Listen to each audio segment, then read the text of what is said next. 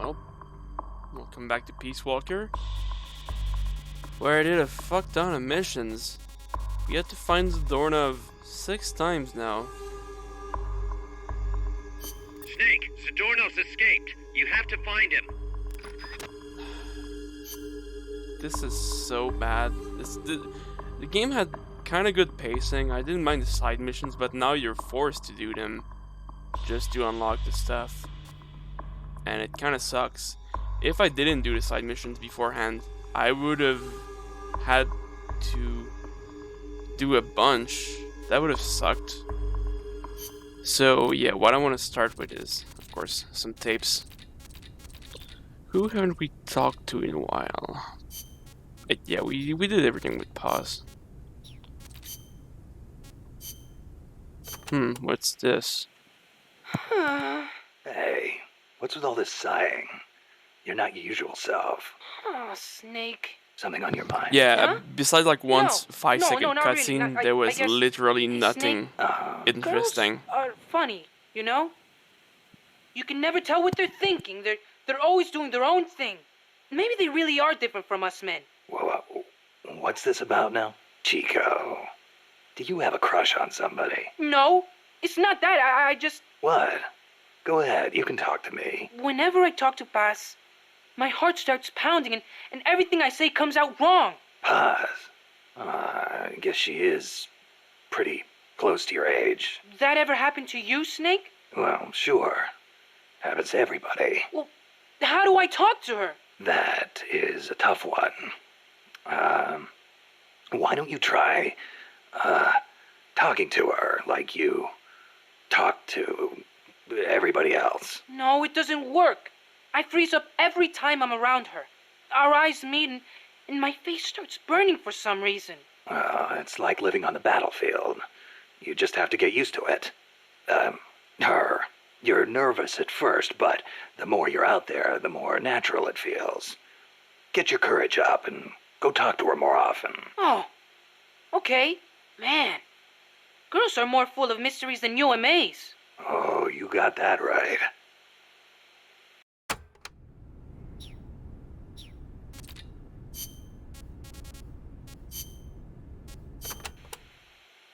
You ever see the movie 2001: A Space Odyssey? Can't say I have. Fantastic flick. The outer space special effects are incredible enough, but the depiction of AI is what really stands out. There's an AI. Yeah, a spacecraft pilot AI called HAL. It plays a major role in the story. Dr. Strangelove loves it too. Did I ever tell you about the time we first met up in Costa Rica? No. You know how she hates men, right? So we hadn't seen each other since NASA, and we just weren't hitting it off. Until we started talking about HAL, and then she started going off. The way she talked about it was so intellectual. The way she analyzed every plot detail, how passionate she was about the AI. It made me fall for her all over again. Yeah. You know what? Here's to HAL for bringing her and me closer together. You should ask her about 2001 too. Then you'll understand just how amazing she is. Amazing, huh? HAL. Now there's a good name. You're a shit father. Oh boy. Alright, let's talk about birds, I guess. Oh, Jesus Christ. So many You tapes. said you could do a monkey call. Yes? Want to hear it? Yeah, I won't be able to get it off my mind until I do. All right, here it is then. That's pretty good. I can do others too, like a sheep, a pig. Yeah? Wow. What about a pig? That's uncanny. Oh, I can do a rabbit as well. A rabbit? Rabbits make noises? Certainly, but they are very faint, so perhaps only someone who has owned one would recognize them. I see. So, what do they sound like? Listen very carefully. Okay. Seriously? Rabbits sound like that? I assure you they do. Listen again. Never heard that before. They do! I swear! I think your rabbit's dying. Costa Rica is the home to many hummingbirds as well. The people here call them colibri. Colibri, huh? Hummingbirds are the world's smallest birds. Although they can vary from species to species, most are around 10 centimeters in length, and the smallest no more than 5. It is amazing to think that something so small can still be a fully developed bird. I think a bird that tiny would get mistaken for a bug. Actually, they are often mistaken for sphinx moths. The little darlings feed on flower nectar, and their beaks are long and thin to help them drink up the nectar. They beat their wings far faster than any other bird. The smallest ones over 70 times a second. Can you imagine? What for? They hover in midair while they suck their nectar. They can even fly straight backwards. Hovering. Like a helicopter. That's why Amanda and her unit called that chopper Colibri. I think it is an insult to the birds to give their names to weapons. Don't you? Don't ask me. Ask the birds how they feel about it.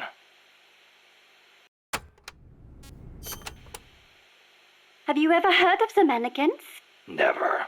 Unbelievable! You came all the way to Costa Rica and you've never even heard of them? I didn't come here to look at... Mannequins are known for their beautiful courtship dances. The orange-colored mannequin is said to live on the Pacific side, the white-bearded mannequin on the Caribbean side, and the long-tailed mannequin is in the Central Basin. The long-tailed mannequins are especially distinctive. What's special about them? First, each young male picks an older male to teach him how to dance.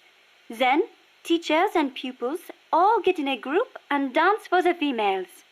However, only the teachers get paired off with females. The pupils practice their technique for 7 years before striking out on their own and finding their own pupils. I guess it takes time to get good at anything. Whether it's dancing or soldiering. Mannequins always have plenty to eat. Apparently, that is why they have so much free time to practice dancing. Unlike us, obviously.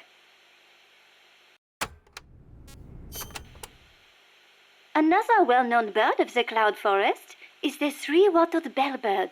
Wattled? What the hell's a wattle? It is just like your beard, Snake. What? It is a piece of flesh that hangs down from its chin. Kind of like whiskers, but not made of hair. A hanging piece of flesh. Oui, and it only grows on males. Nothing more important to a man than his beard. So, these birds are in the cloud forest too? They are normally found in the lowland rainforests, but they migrate into the highland cloud forests during breeding season. What the three-wattled bellbird is best known for, though, is its loud call. It makes these metallic bong and ding sounds, hence the name bellbird. It hardly sounds like a bird at all. Even an expert bird caller like me cannot do it justice. Oh, it doesn't sound like I'll be mistaking it for a quetzal. Do you know the national bird of Costa Rica? Honestly, and you call yourself an ornithologist? The national bird of Costa Rica is the clay-colored robin. It's a plain-looking brown bird found throughout the country. Why'd they make it the national bird then? Are there all kinds of better-looking birds like the quetzal? Ah, the clay-colored robin has the most exquisite song. And I think it is part of the Costa Rican national character to choose a bird everyone knows and loves over prettier ones. Somehow these people don't strike me as being very Latin. Speaking as an ornithologist, I am rather happy with that choice. Not all birds have to be pretty. Oh, and just so you know, the quetzal is the national bird of Guatemala.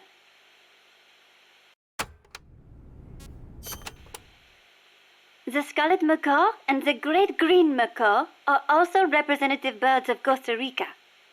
Macaws are a type of parrot, enormous, stately birds. Macaw.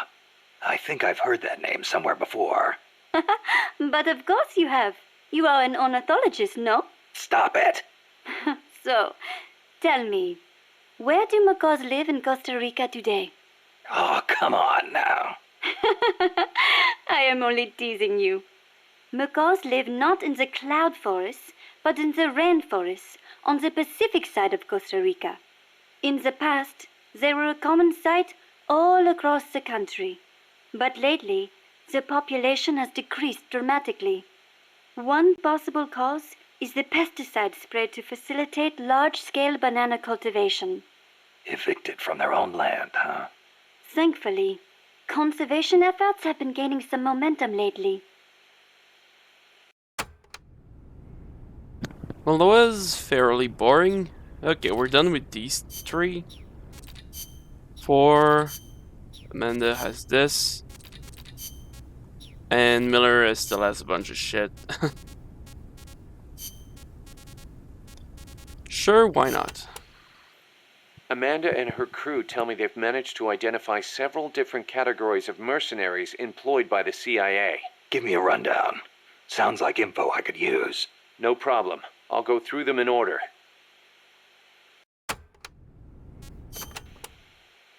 The type of enemy you'll be seeing most is the type that patrols and guards a specific operational area. For the sake of convenience, Amanda's crew calls the outdoor ones patrolmen and the indoor ones guards. They might look like they're just out for a stroll, but don't be fooled. They're sharper than they look. All of their senses are finely honed. Normally, they'll patrol along fixed routes, but when the alert level is raised, they'll assume a more efficient alert posture and focus on defending specific points. That's bad for you. Obviously, they can hold their own in combat, and with body armor, it'll be even harder to take them down. If they're wearing a bulletproof helmet, you can forget about one-shot kills. Just a heads up. You'll need to be smart about using camo and pick your routes. The most important thing is to avoid detection. Yeah, fucking helmets are annoying. There are areas out there where enemy soldiers are deployed in multiple layers for extra coverage. More than a few of those will be attacking you from a distance, rooftops and far-off vantage points.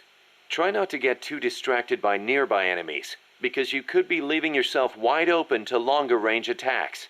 I'll be careful.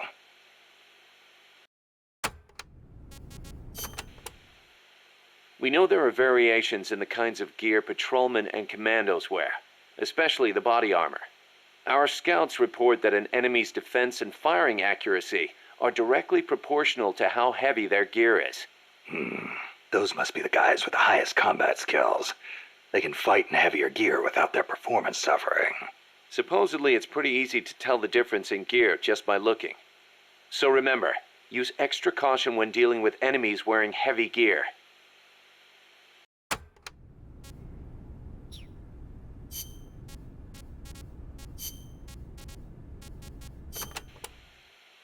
Snake, about cardboard boxes. It feels kind of weird me explaining this stuff to you, but there have been a few recent developments in cardboard box technology. So just to be safe, here goes. Go on. You can do much more with the box than just hide under it. You can put it someplace and leave it there. Huh? You can get on top of it and use it to reach high places, or hide from the enemy in its shadow. I like what I'm hearing so far. And that's not all. You can even put items in it and send them to Co-op's teammates. Really? I never thought of any of that. Damn. Is there anything a cardboard box can't do? Every soldier should have one. Yeah, well, don't get too excited. This isn't exactly what they were made for. Which reminds me, don't you think the boxes around here are a little on the big side? You're right. I bet 2 people could fit under one box, if they packed in tight enough. They call them love boxes. Love boxes? Of course, you don't need a love box to fit 2 people inside. Any box of similar size will do. Oh god. Let me just... I can't see chat, so let me just do this, and then this. Wait, shit. Let me do this, and then this, and then this. And now test. There you go. Yeah, my stupid, like, preview layout doesn't show me the chat for some reason. No, it does. Up to 2 people can fit inside a cardboard box. Tell me how. Move close to a box with a teammate inside, and an icon will appear. Then press the action button. You'll stay inside as long as the action button is pressed. So, same as snake formation, huh? Exactly the same. In fact, when you put on a cardboard box when snake in, both of you can climb inside. What? Ah, a box big enough to hold me and my buddy. These are fine times we live in, hey, Kaz? Yeah. Sure, boss. Kaz is not impressed.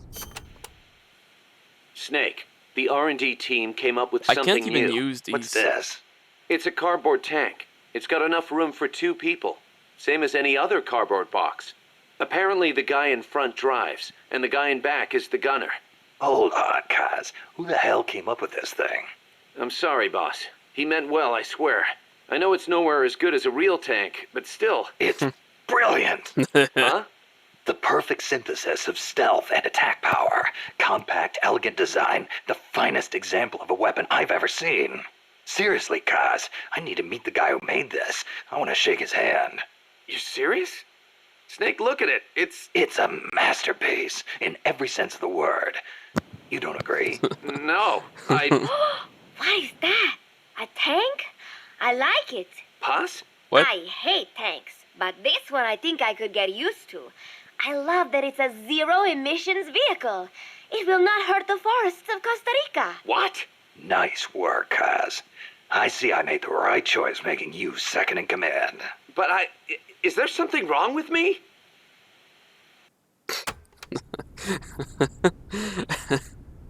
That was great. A weapon to surpass Metal Gear. The box tank. Snake, about that cassette player Galvez was carrying. What about it? That was no Russian imitation. It was the real deal. A prototype developed by a Japanese company. Get out of here. It's true. It had the Sony logo on it. The product name is Walkman. Walkman. It's a revolutionary new concept. Music you can listen to on the go. You can take it with you when you leave the house. I gave it a listen, and you wouldn't believe how good the sound quality is for something so tiny. And in stereo, too. Think of the technology that must have gone into it. And that tape is equally amazing. The treble range is clearly superior to any other cassette ever made. Stylish, too. How'd Galvez get his hands on a model that's not even out yet? Beats me. It's not the kind of thing I'd expect some stodgy Soviet to be into. Me neither. Tell you what, though, it's a fine piece of work. It'll let me listen to my music when I want, where I want. I never thought I'd hear you say that, but I have to agree. Me? I'm a recording freak, and I always used to laugh at the idea of a portable player. But now that I've seen it in action, I've changed my mind. Being able to take your music with you, this could be the start of a revolution in music. Could be. I'm having the guys at Mother Base study and analyze it. Who knows? They might be able to come up with something even better. Nice. Yeah, this one is useless.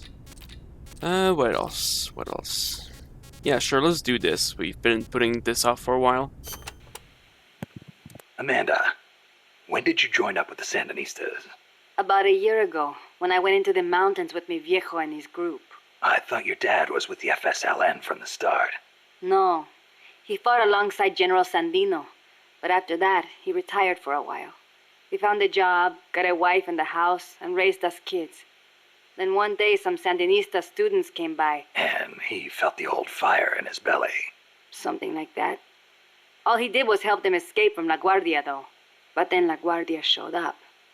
They broke into our house and began pushing him around, shouting questions. I'm guessing he kept his mouth shut. No matter how hard they hit him. Our house was trashed. After that, he was on their list. They harassed him day and night. It was only then that he gave himself over to the Sandinistas. He kept it hidden from us at first, so we would not get hurt. He sounds like a good father. He was. But my mother got fed up with it. She left us. I don't blame her. Why didn't you go with her? It was a hard decision for sure.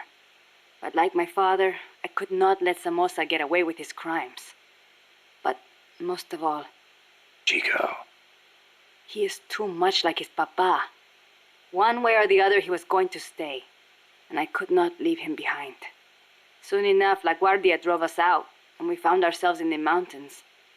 It just kind of happened. Well, for an accidental revolutionary, you sure put up a hell of a fight. The mountains make men into warriors. The training is harsh, but it brings us that much closer to being hombres nuevos. Chico couldn't ask for a better sister. I can see why they picked you to be Comandante.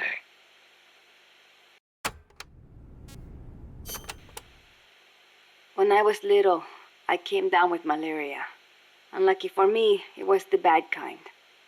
I was in a daze the whole time. And at one point they said I was not going to make it. Malarial encephalopathy. I hear it's pretty common in tropical malaria cases. Even today, my memory sometimes gets a little fuzzy. Since then, I've had this fear of mosquitoes. When I hear them buzzing nearby, I get jumpy. Aha, that explains the chain smoking. See, I thought it might help keep the mosquitoes away, just a little. Maybe it is all in my head. You're the same way, right? Well, I will say this. I prefer a cigar over mosquitoes. Me too. I've got to hand it to you. Takes guts to conquer your fear like that and live a gorilla's life in the wild. It is nothing. El Che did not let asthma stop him from leading the revolution. Compared to him, I am no hero.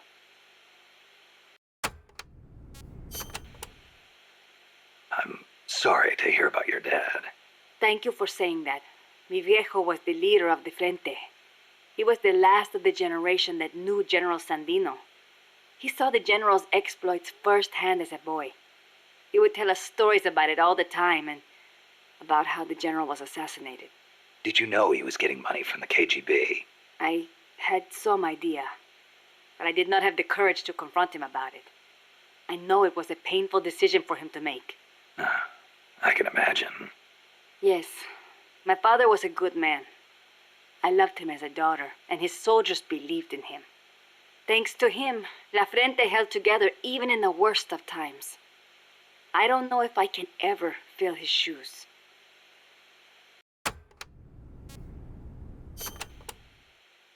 Chico's 12, right? Right. Isn't he a little short for his age? Malnourishment. Food is hard to come by when you're running around in the jungle. He's got quite an appetite. I know. I didn't want him to come in the first place, but there was no one to take him in. I had no choice but to look after him. Don't be so hard on yourself. Sometimes it's better for a kid to be with his family than far away in a safe place. Thank you. Promise me this, though. When your fight is over, make sure he gets a proper education. Give him a chance to be something other than a gorilla. It's not too late to teach him something other than fighting. Okay, I promise. You know what book Chico really likes? The World Encyclopedia of Mysterious Creatures. The Loch Ness Monster, the Yeti. UMAs. Yeah, I know.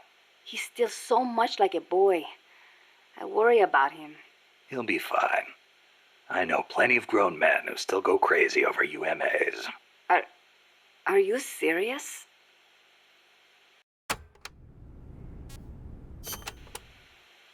You have taken such good care of me since you saved me from El Colibri. I want to return the favor. Just wait until you're healed up. Then we'll talk. I appreciate that, but you need all the help you can get. It might take a while for me to heal completely, but I'll be fine once I'm on my feet. Put me in a combat unit. I'll pull my weight. I wouldn't expect any less from a Sandinista Comandante. Enough flattery.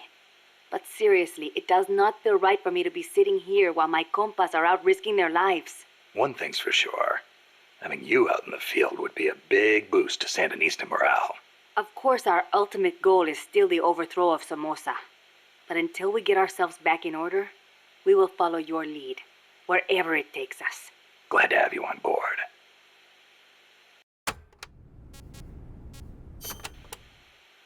Amanda, you getting used to Mother Base? Yes, it is heaven compared to living in the mountains.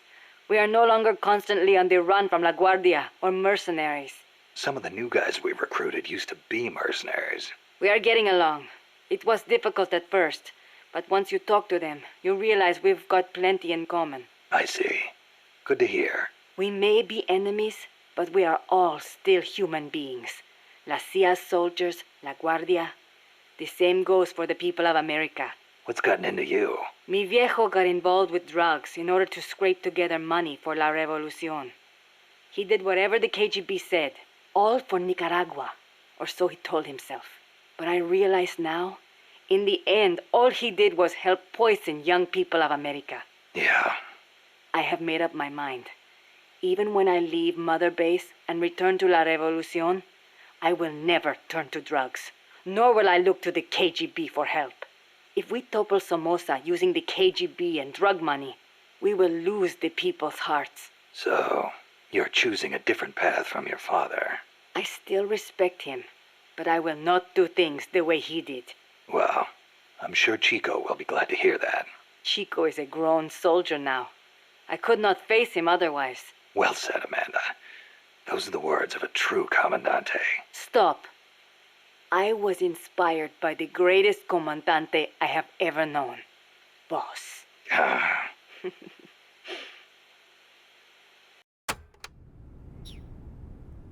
Alright, that's good.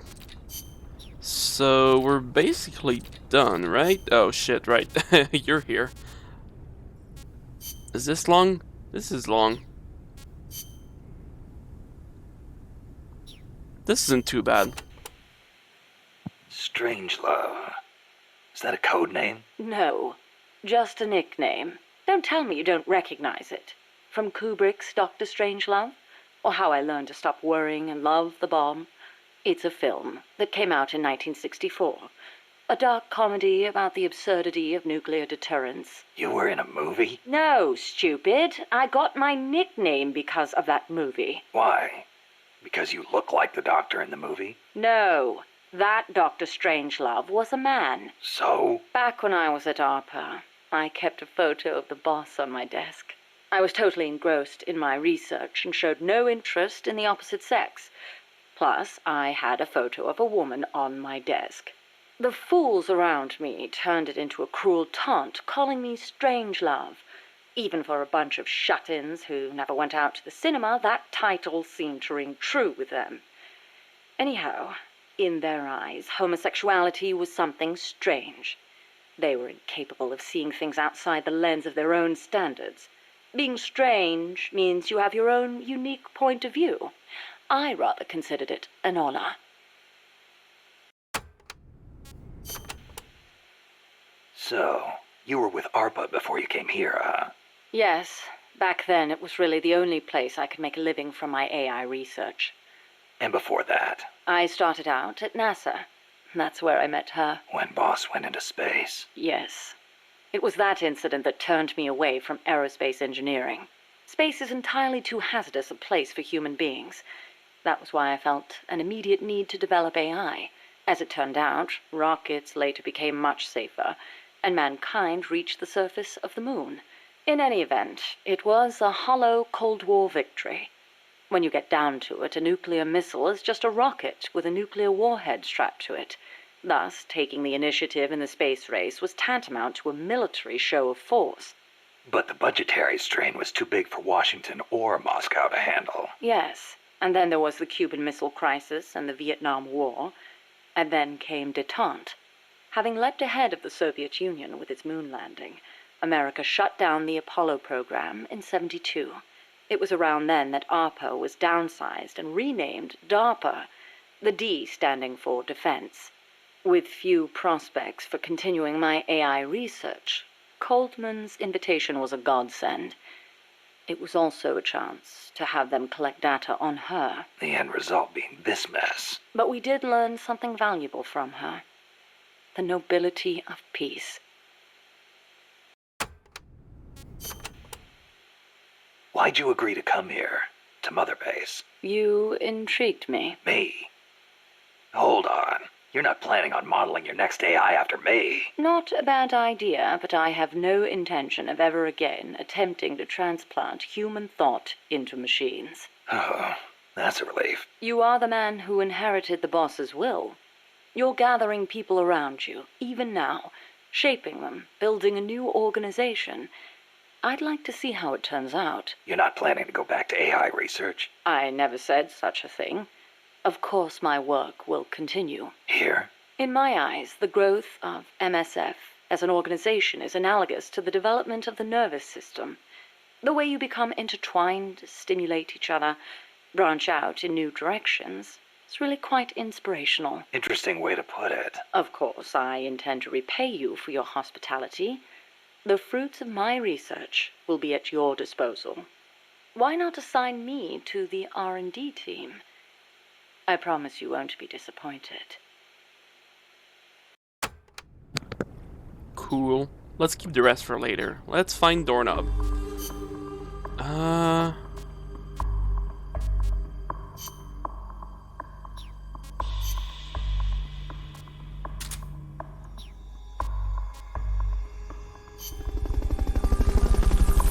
Wahoo. Where is he now? The last one was kind of annoying because he was so far away. Had to check the blue doors in the village again. Oh, this place. Oh, great. Find Zadornov and bring him back here with Fulton Recovery.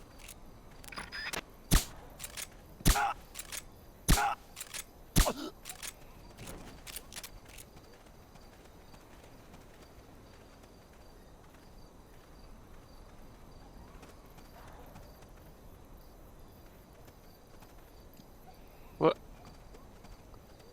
Box? 2 boxes.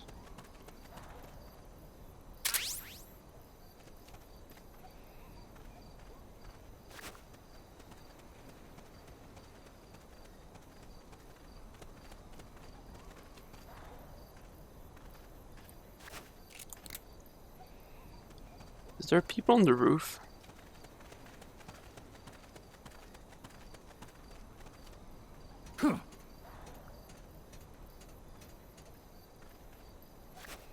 Doesn't seem to be.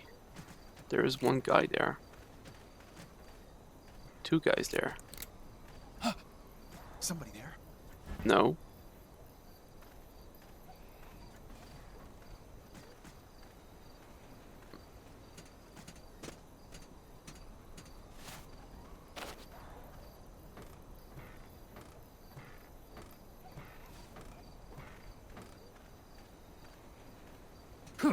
Can't be imagining things.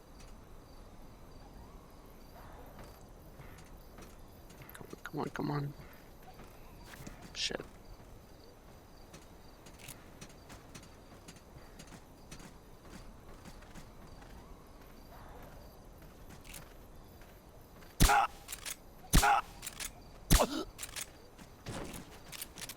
Screw you.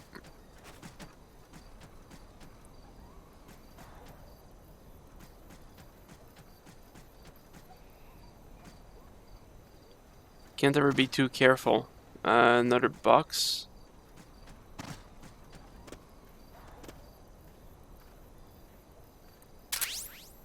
Try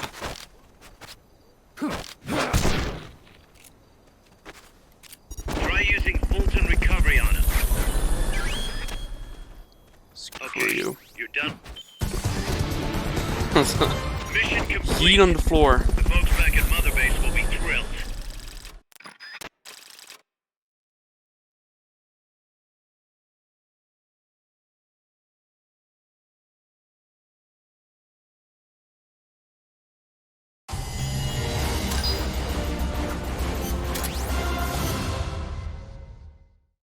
Kaz, I've located Zadornov. Nice work.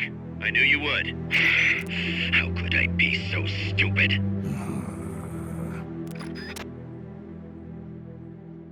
Great, let's do more side missions because the plot refuses to progress. Awesome.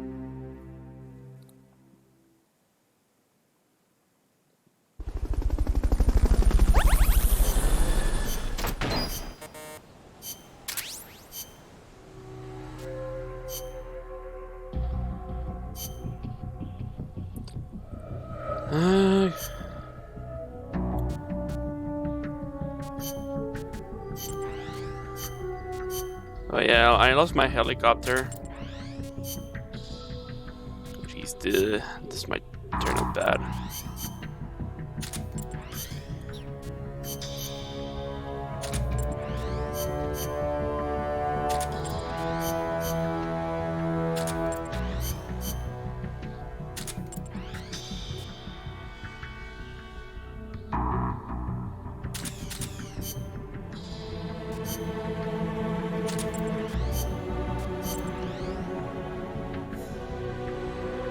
Is that good enough?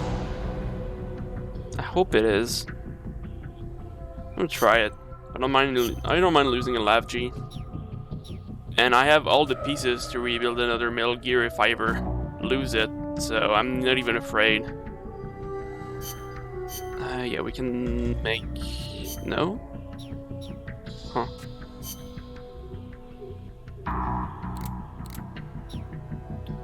Alright then. I did some other side missions besides the vehicle ones, and that seemed to unlock the rest. So let's just... Yeah, oh come on. Peace Walker type 2? No, I had trouble with the first one, I'm not doing that again. I did the other... I did the Cocoon Battle type 2s. They basically just have more health. Literally just that. So Fulton Recovery, yeah? All the enemy scouts. Okay. Let's get this mission started. Complete the mission. Yeah, complete the mission, blah blah.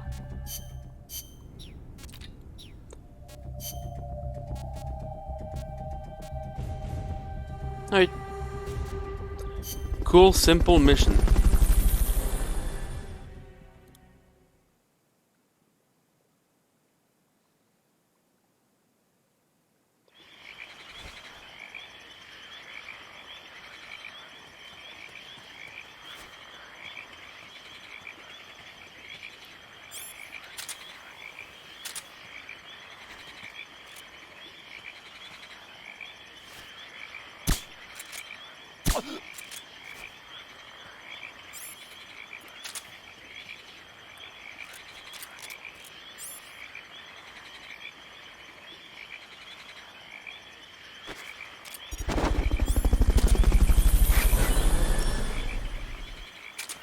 Come on, grab the thing. I hate how the Fulton items recovery like helicopter is complete. the items bounce around so much.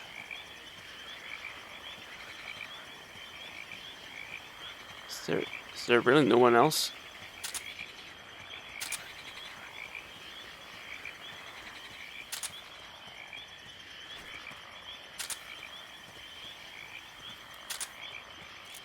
Freeze.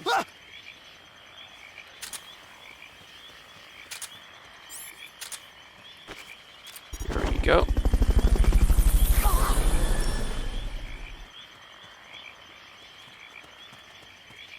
Fulton recovery subject confirmed on board. Oh, it's only 4 areas. That's not too bad.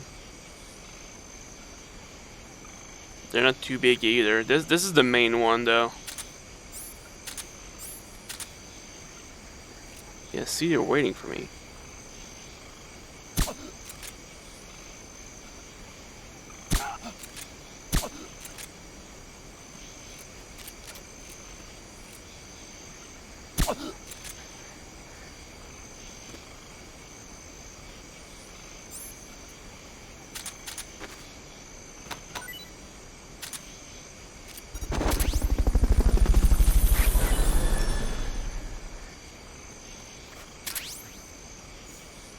Fulton recovery helicopter is complete. Still gonna be careful about it.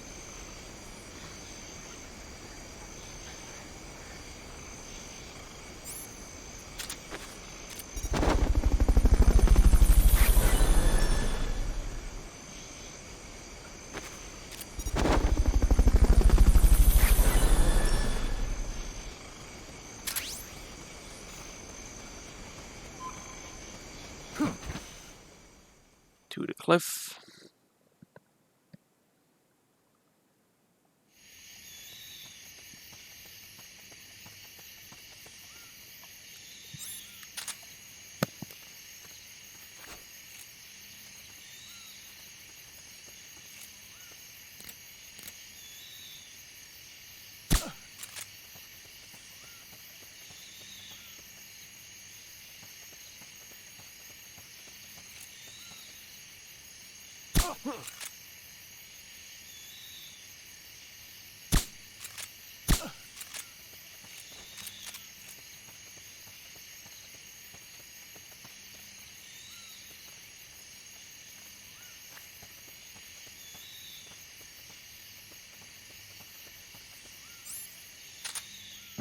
That's good.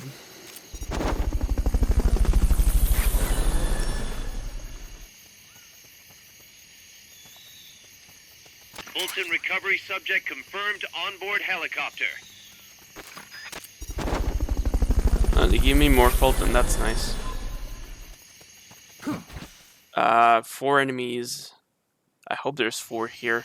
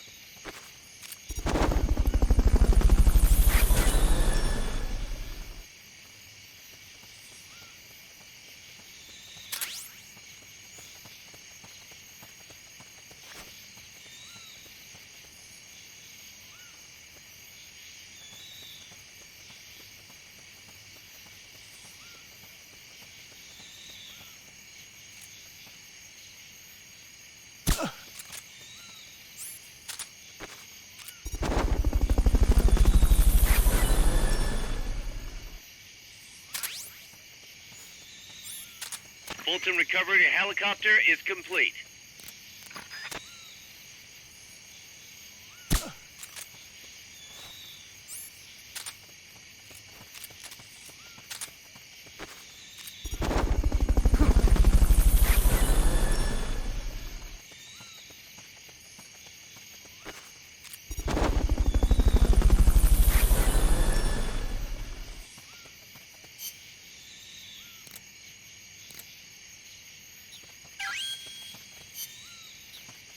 Okay, you're done with that area.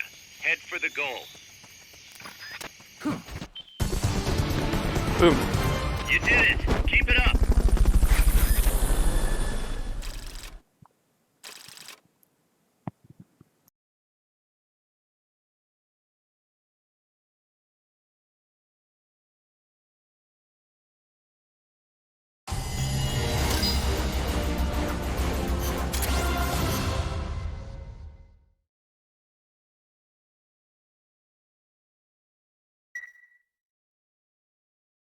It, happened again, Snake. Oh, it's the doorknob. What's he got, an escape fetish? He clearly has friends on the inside, but we've got no way of knowing who. Persistent bastard, I'll give him that. Where is he this time? That's the thing. He must have found and gotten rid of the transmitter. We've got no idea where he is. Snake, think you can find him? We can't just let him run around. Makes us look bad. I'll say. Since we can't locate him, I'm afraid I can't add a new mission. You know what to do, Snake. Wait. What do you mean, no mission? What do I do? Huh?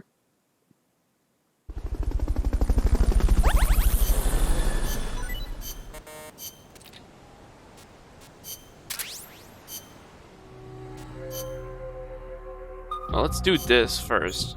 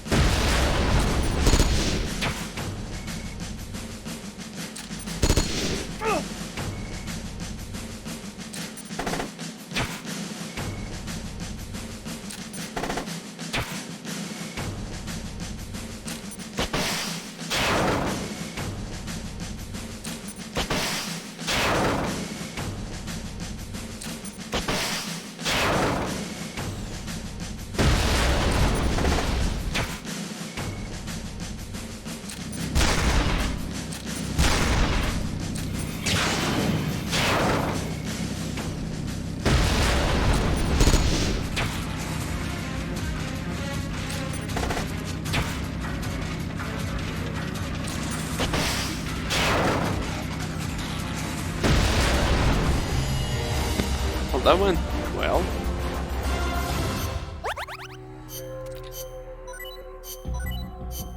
Nice.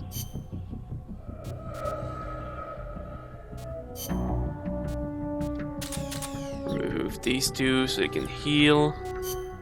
And then assign her a buttload of people. Okay, wow.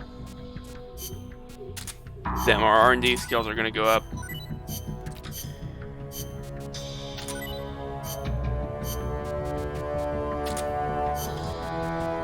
I'm gonna have to fire a bunch of people, but hey, it's worth it.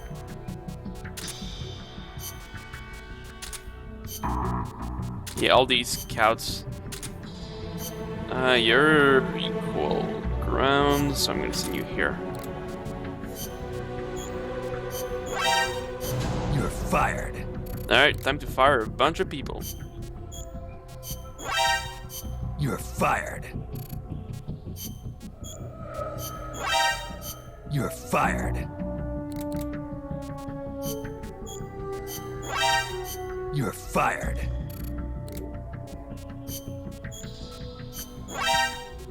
You're fired. You're fired. You're fired. Wish there was a more efficient way to do this. You're fired. You're fired. Oh. You fucking donkey. You're fired. Alright, good. And now we got more weapons to make.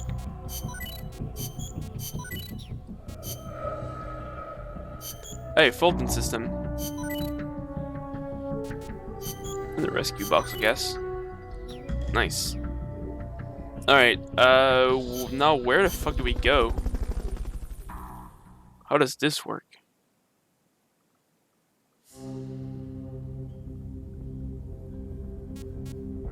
Yeah, there's no mission.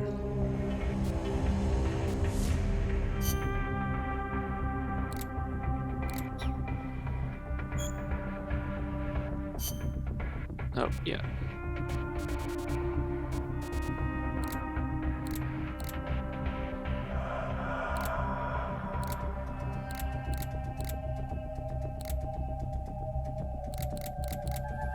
I'm gonna look this up. I don't want to look around for no reason.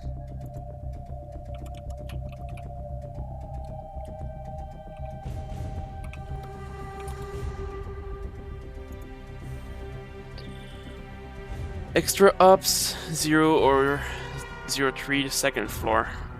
What the fuck is this? So this? Commence target. Just this, and you run around. Really?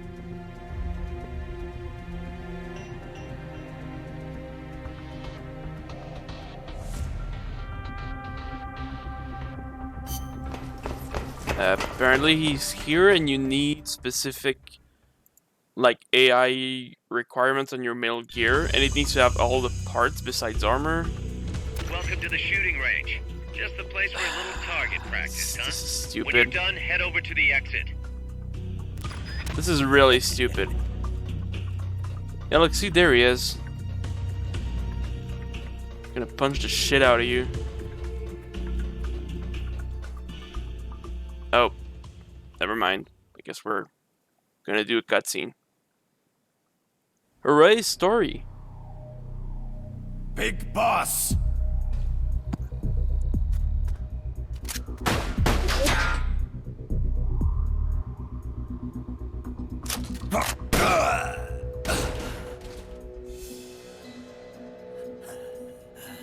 My work is done. What are you talking about? V for victory. Rocket, peace.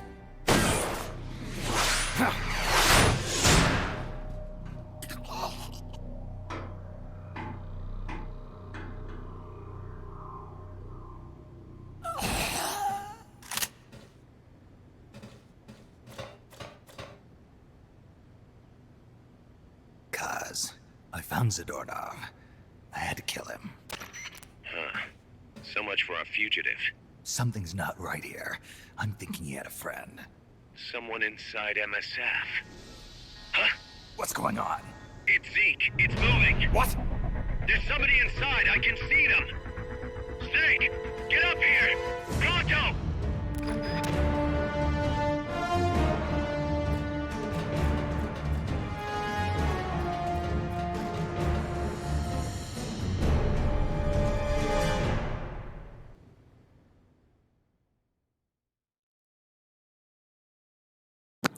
Well, who could be in Zeke?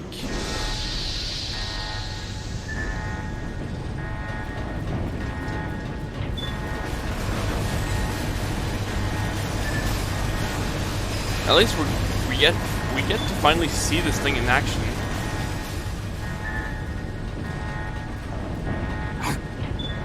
Took you long enough, big boss. Boss. Get down from there before you hurt somebody. Maybe I want to hurt somebody. What's going on? She's not herself. Oh, I am myself, all right. Why are you in underwear? My true self. You're not gonna answer that question, are you?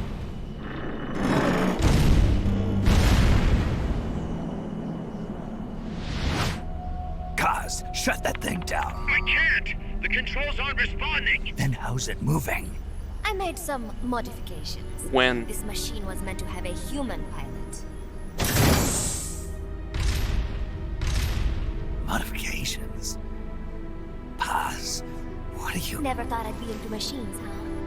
Then Zadornov's escape was a diversion. Paz, How? What? what are you doing? I've been I'm using taking Metal it back. Gear. What? Taking it back. Where? To our leaders. To Cypher. Oh, great. Cypher. Yeah, that's a This shot we weapon needed. is Cypher's creation. Paz, get down from there. Do not call me that. I am Pacifico Ocean. Okay, you're the Pacific Ocean. Great, simple. And I am the Atlantic. Let's fight. My name, my age, my mission. Cypher gave them all to me. My entire life has but one purpose. To carry out Cypher's plan. The nasty tobacco. The angel of peace crap. The whole teen with a dream routine. I am through with all of it. Paz, you can't. told you not to call me that. It makes me want to puke. Everything is gone exactly as we planned. Now the real Peace Walker project is finally about to reach its goal. The real project.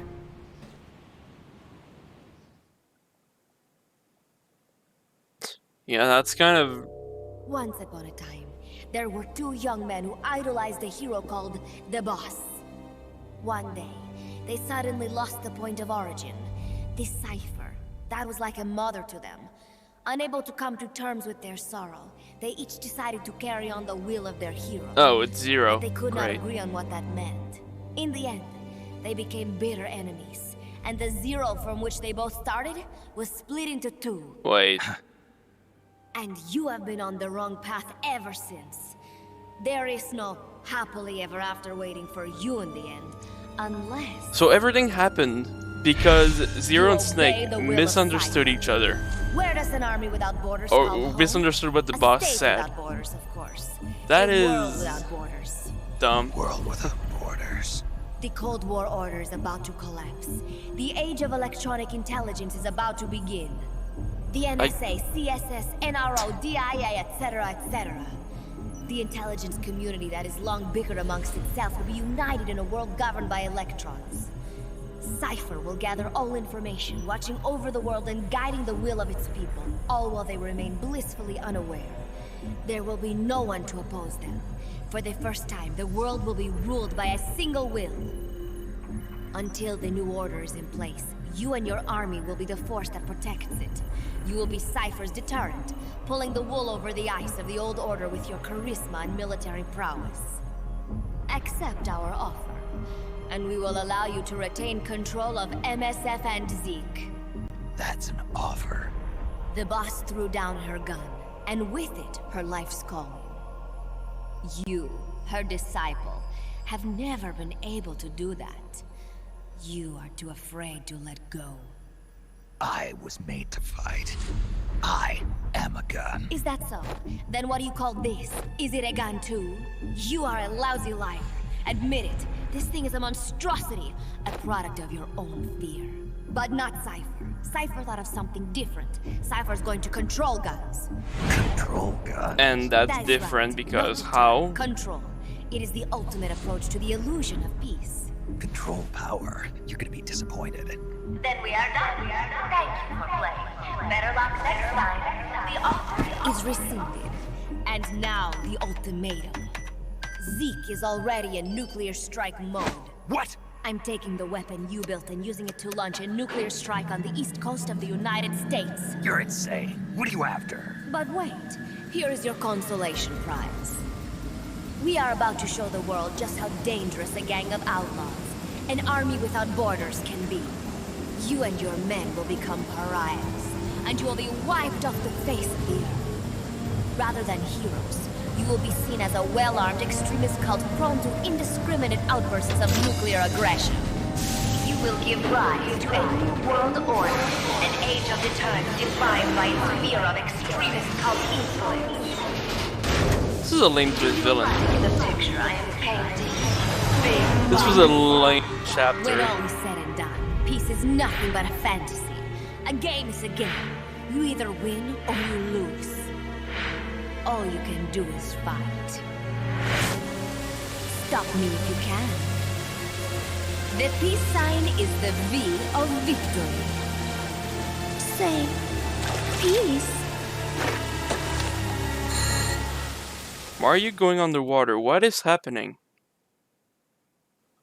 Someone explain. I'm confused.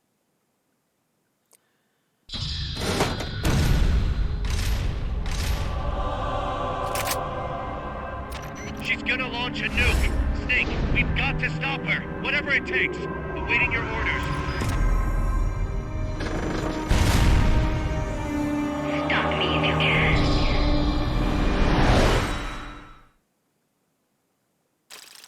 I blame Kojima on this one. After MGS3, his writing kind of went downhill. Just gonna say it that way. Not like bad, just not as great. No reports. That's the first time I've seen no reports. Sorry, mission. Yeah, it comes out of nowhere, huh?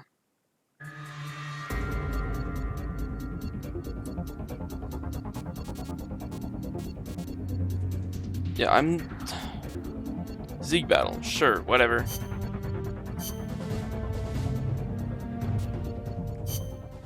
No briefing files? Really? Is this the end of the game? Well, one thing for certain I'm doing. Combat. Here. Do I want the FIM? No, I don't want the FIM.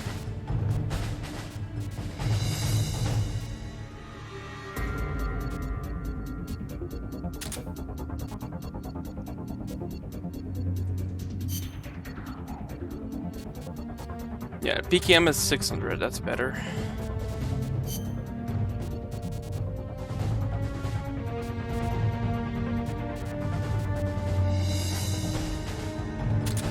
Sure, let's put the shield.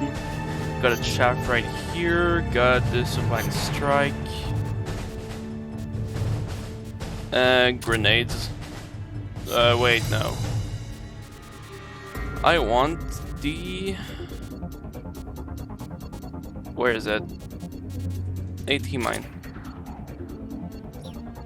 Do we listen to more files before we end this? Because what's left? Basically Strangelove, huh? Strangelove and data files. You know, that ID card I got from Huey wouldn't let me into the lab. Of course not. I deactivated it. Why? As though I'd let him into my lab. Oh, you don't seem to care for him much, even though you two are in the same field. Oh, please. For starters, I can't The stand game. I that think that's wishy-washy the end of the attitude game. of his. If he's got something to say to me, he should be a man and come say it in person, not write some furtive letter. But if his card doesn't work, how's he supposed to... And another thing, the way he always demeans himself. Every other sentence begins with, I could be wrong, but... Why can't he just do what he does and be confident about it? Well, there was the thing about his dissertation being plagiarized. The real problem is he doesn't have a whit of independence in him. In Costa Rica, and even back at NASA, he was always following people around, asking if there was some way he could help. Why doesn't he stop his whining, take a stand, and face up to me? I think I know how he feels. And to top it all off, he seems to enjoy referring to himself by that nickname I gave him. I simply don't get it. How can he be so submissive? So, Huey was a nickname you gave him. That's right. I took it from the name of a drone in the science fiction film Silent Running. Drone? It's a type of worker robot. The way he follows people, just waiting for them to boss him around, is so similar. I couldn't help myself. Oh, it's an American film directed by Douglas Trumbull, the man who did the special effects for 2001: A Space Odyssey. Imagine that. A scientist who likes science fiction. And that's not all. There's more. He's a man. Hang on. I seem to remember you saying he should be more of a man. Yes. Well, he is an awfully good scientist. Without his reptile pod, my mammal pod wouldn't function, just as the cerebrum can't exist without the cerebellum and the brainstem. He did a fine job of designing it. I'll give him that. That sounded suspiciously like praise.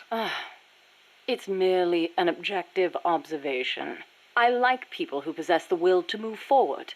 I have no time for those who refuse to take control of their lives. Until he does, my opinion remains the same.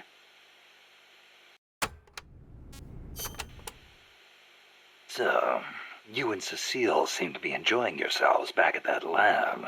What are you insinuating? I only kept her because I didn't want our secret to be known. And the personal baths? You could have left her in there alone and locked the door from the outside. Yes, well, she seemed anxious, so I... Now, why would she be anxious? She was beautiful. I was only admiring her beauty. She was terrified. I never meant her any harm. She knew that. I know she did. But she felt like she was in enough danger to run away. No matter what I did, if Coltman found her, she would have been... You're right. The truth is, I wanted to save her. But not if it meant forestalling the completion of Mammal. So you made it easy for her to escape? Do you really think I am that soft? I'll admit security wasn't exactly tight. It wouldn't have been difficult for her to escape from the building. Seemed like she had a rougher time after she got out. At any rate, I never did anything to her to deserve any blame. Is that clear? Okay. I believe you.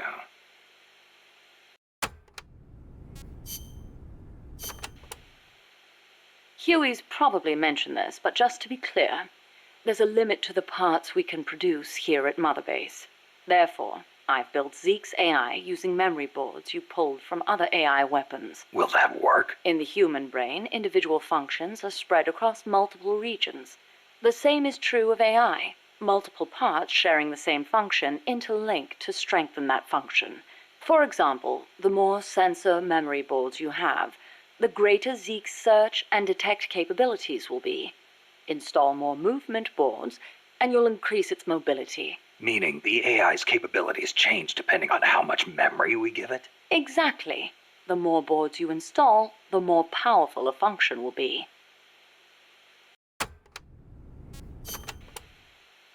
How's the Zeke AI different from Peace Walker's? Zeke's AI isn't a replica of the human thought process.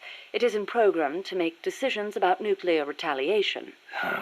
On the other hand, it is capable of highly independent action in combat when given orders from a pilot. It can protect infantry, destroy the enemy, and, if ordered... launch a nuke. Let us hope it never comes to that. My sentiments exactly.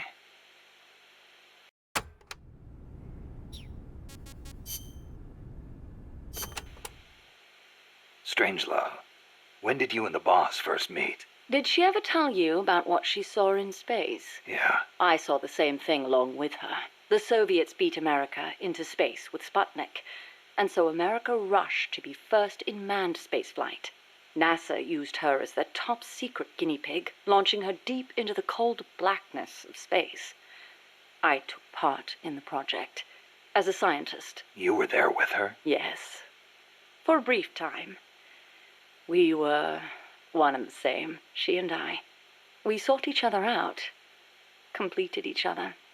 Did you know that inside every woman there's a universe? And that we are able to sense this in each other? We connected because of our empathetic female brains. As time went on, I began to have doubts about offering such a noble soul as sacrifice. Why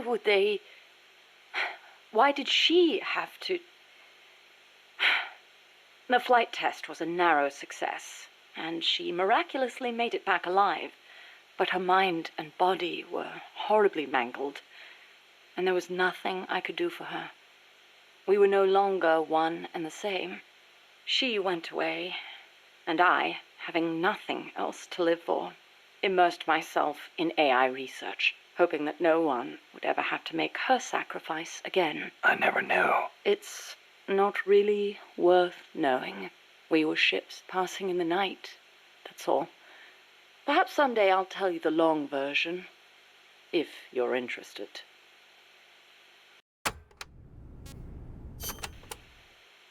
That was quite a warm welcome you gave me at the base in Costa Rica. Sorry about that.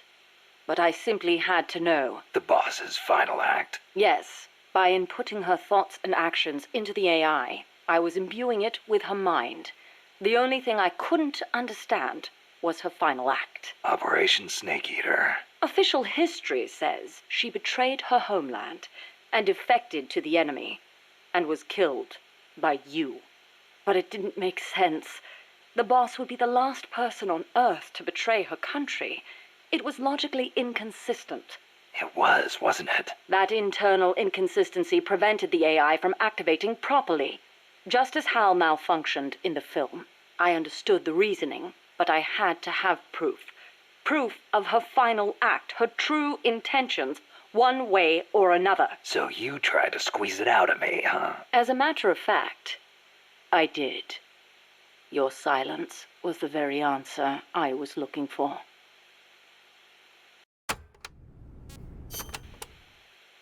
That white horse the boss rode. The Andalusian, yes. How'd it get to Costa Rica? I went looking for it.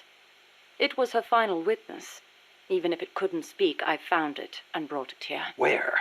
I thought for sure it'd be blown to ashes by those MiGs. I searched the ends of the earth for that horse, and found it at last in a horse market in Britain. Britain?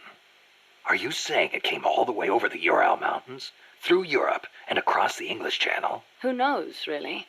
Perhaps someone took it there. Wait, the thought never occurred to you that it might be a different Andalusian that only looks the same? I can't prove it.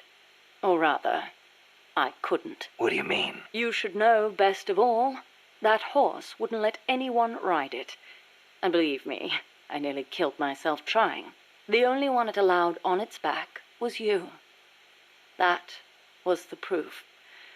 Though I hate to admit it. And to think, I ran it to its death.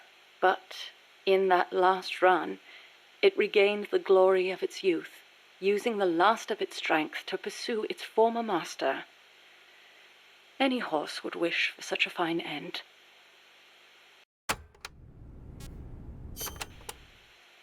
What do you make of Peace Walker's final act? I recreated her thought patterns exactly. It was exactly what she would have done. The world's most empathetic mind weighed the past, the future, and the entire world, and decided not to retaliate. Merely knowing that is enough for me. So, what you're saying is, we don't need deterrence to have peace? I didn't say that. What's important is that we wish for peace.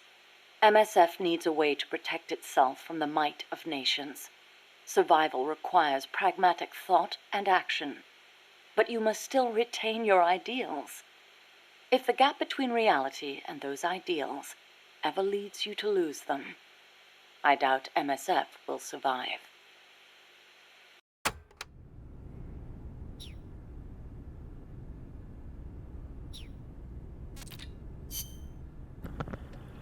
I might keep these for later. Yeah, this one was super long. Okay, these are...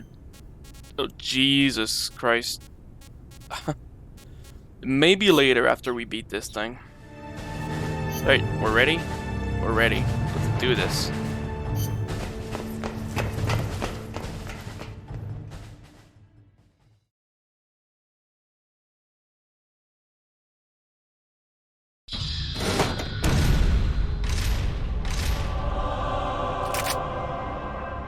She's gonna launch a nuke. Snake, we've got to stop her. Whatever it takes. Awaiting your orders. Alright, what's the weak? Stop me if you can. You gonna guess the top thing? Okay.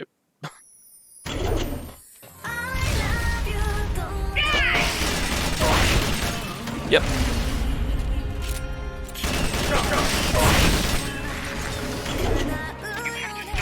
Before she can launch that nuke.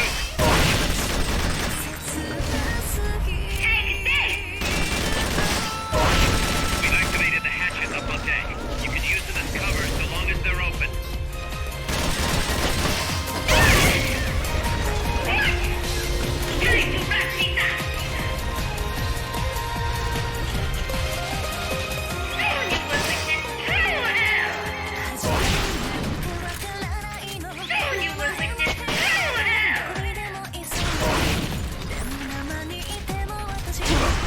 Ow.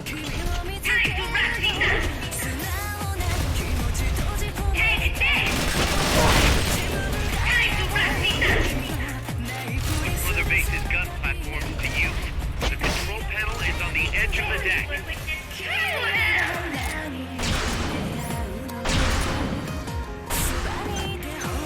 They've okayed the request for support. They're sending out a cardboard box as we speak. Wait, what? Gonna press triangle? What is this anime music?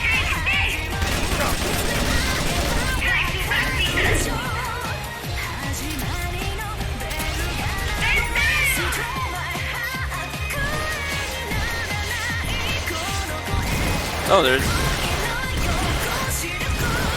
What is this?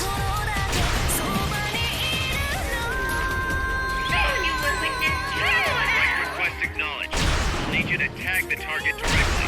First, make sure you're safe by pressing up against a wall. What? First, make sure you're safe by pressing up against the wall. Then use the L1 button to locate the enemy's position and press...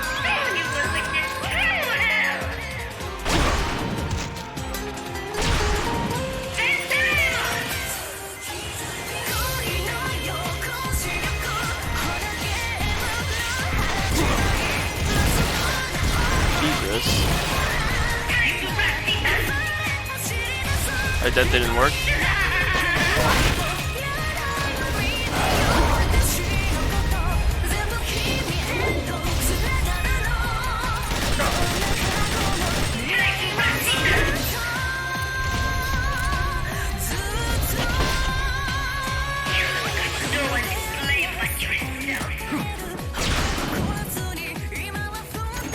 Transport catapult ready to launch.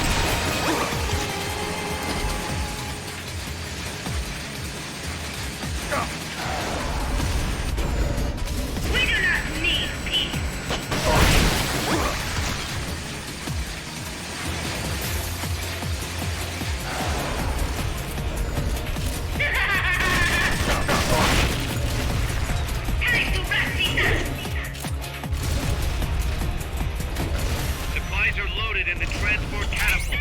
Fire away.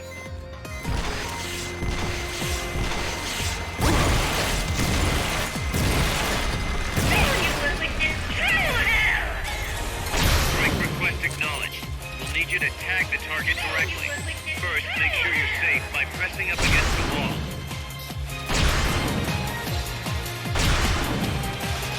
First, make sure you're safe by pressing up against the wall. Then use the... God fucking damn it. Are you alright? Snake? Snake! Oh, this is annoying. How do I dodge this stupid running attack? One attack takes like 3 of my rations. God.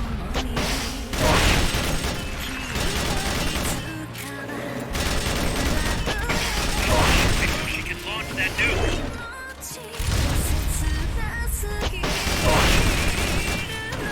Oh God. We've activated the hatches up on deck. You can use them as cover so long as they're open.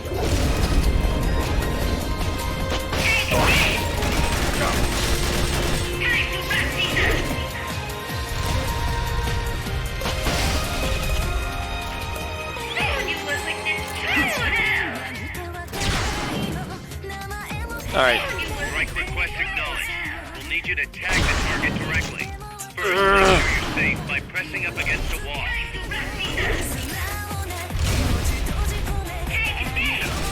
First, make sure you're safe by pressing up against the wall. Shut up, Miller. Then use Mother Base's gun platforms to use. The control Right panel there. is on the edge of the deck.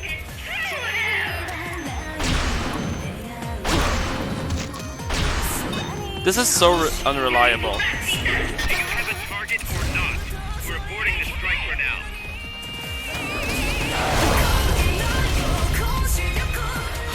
Fucking piece of shit. Oh, I can just shoot it. Alright, that's better.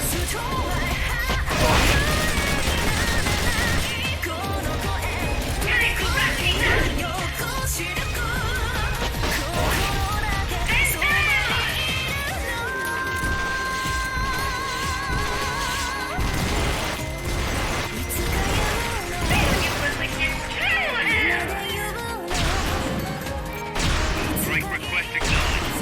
We'll need you to tag the target directly. First, make sure you're safe by pressing up against the wall. How am I...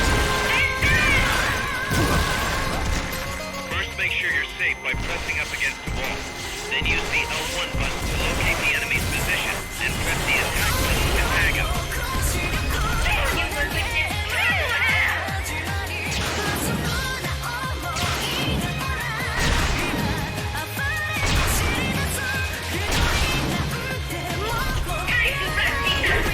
Miller, shoot.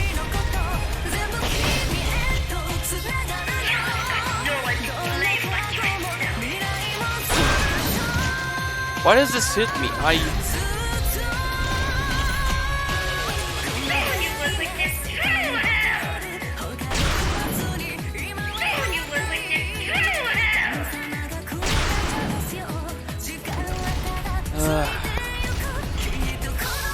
Mother Base's gun platforms to use. The control panel is on the edge of the deck.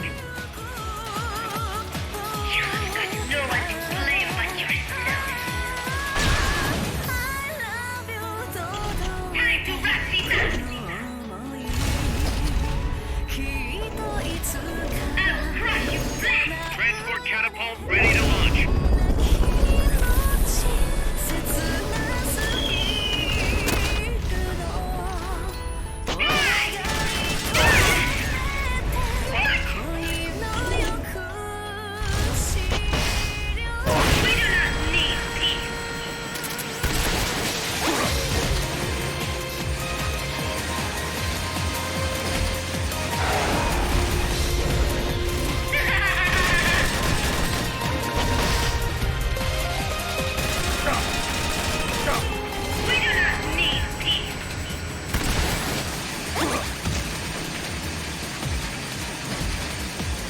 How do you dodge this?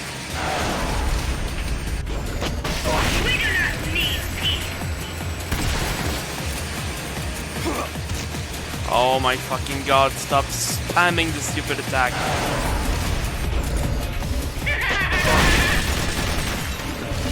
Shit, this isn't gonna do.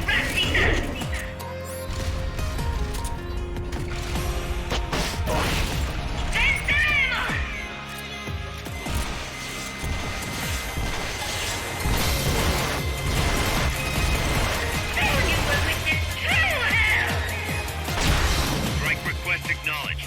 We'll need you to tag the target directly. First, make sure you're safe by pressing up against the wall. Supplies are loaded in the transport catapult. Fire away. Put Mother Base's gun platforms to use.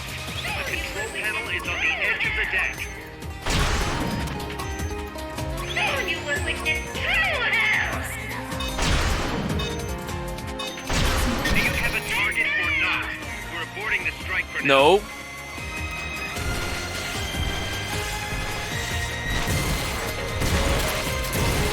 This is stupid.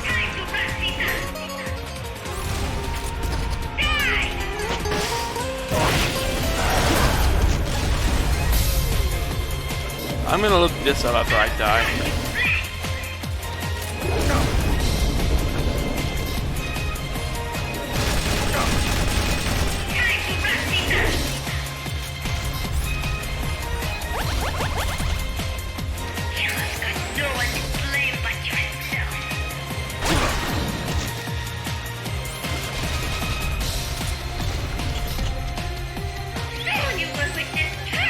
Will you shut up?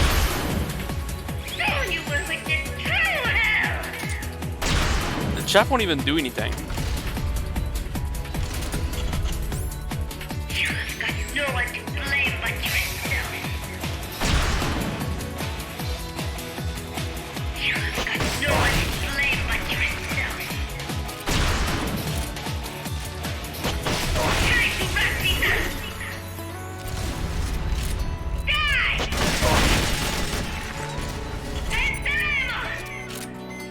Nope.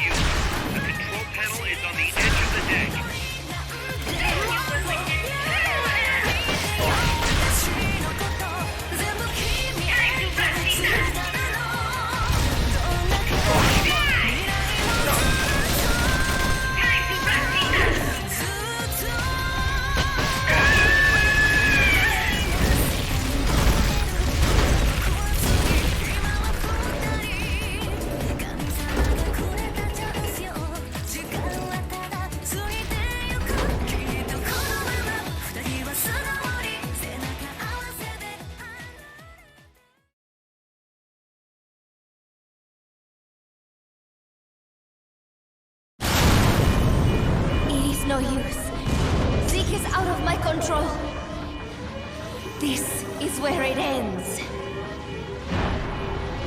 Listen to me, Big Boss. As long as your army is needed, the world will never know true peace. The peace you will know will be fleeting, elusive. They will use you, disgrace you, and then finally discard you like they would a cancer to society. This is the path you have chosen.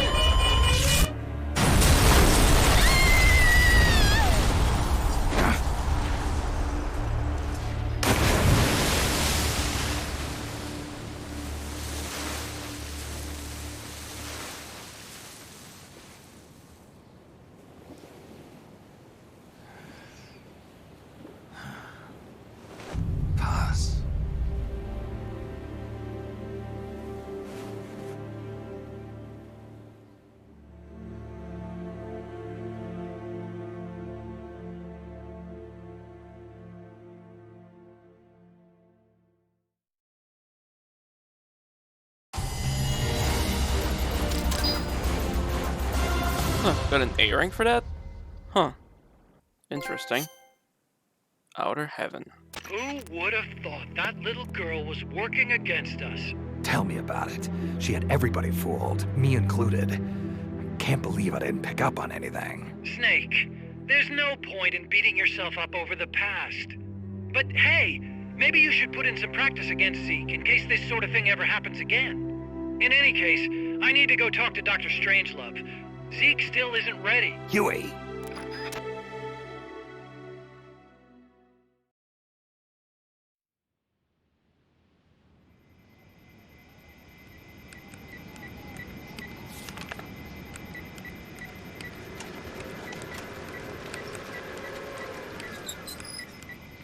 How's it going? How's Zeke look? The attitude control AI had a backup, so it should be able to walk. Really? Oh, that's good. Beyond that, it's up to the creator. Stop! Don't come any closer, Doctor. There's something I've been meaning to ask you. Do you despise me? Doctor, are you asking me out? No, not at all. No? Pity. Because I've just had my heart broken by someone else. What? I only like those who can stand on their own. If you fancy me, then come walk with me. Who knows what miracles might happen. Love is blind after all.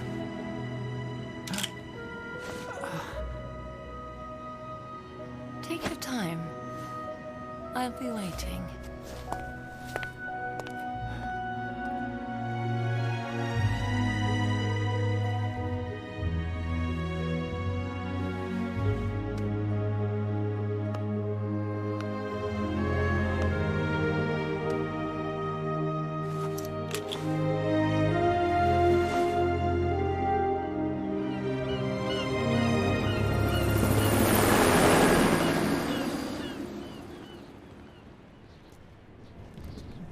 Dude, that is some choppy video frame rate. Snake!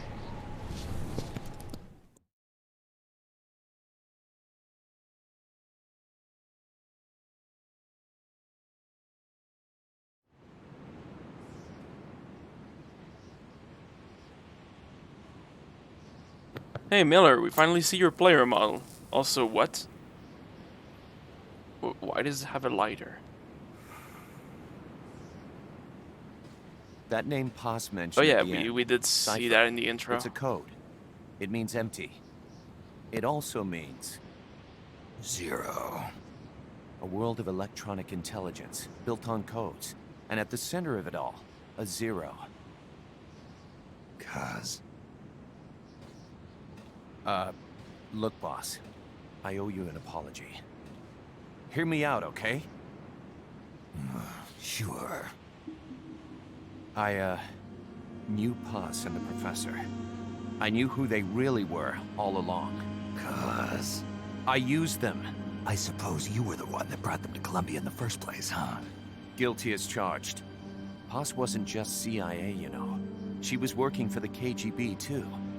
And for this Cypher group. In other words, she was a triple agent. You knew all of this? Wait, let me finish. Listen. MSF never would have gotten this big if it weren't for them. This mercenary business we built. Someday it's gonna be a new driving force in the world economy. Is that your goal all along? The Cold War's not gonna last forever. Sooner or later, it's gonna give way to an era of regional conflicts and terrorism. A paradigm shift from counter-communism to counter-terrorism. In the new age, armies won't be tied to states, and war will become a business. We'll be a valuable commodity. There'll be clients all over the world who need our services. MSF is only the beginning. What we're creating here is a revolution in itself. Am I right? Kaz, it's not going to be that easy. What do you mean? This whole Peace Walker thing has left our mark on the history of the Old Order. We've put ourselves on the radar of intelligence agencies and governments east and west. The whole world probably knows about us now. Including that Cypher outfit. We've let ourselves interfere with the times, with the Cold War system of deterrence. We're an army without a flag. We weren't supposed to take sides in international affairs, but we did. I see your point. So what happens to us now? We'll be hunted. Not everybody's gonna be happy with us, huh? You're damn right. We upset the global military balance of power. And these people would rather our army without borders not exist at all? They're gonna come knocking real soon. There's no turning back now. We're a wrench in the old system of deterrence. As long as the times refuse to change, we're gonna make a hell of a racket.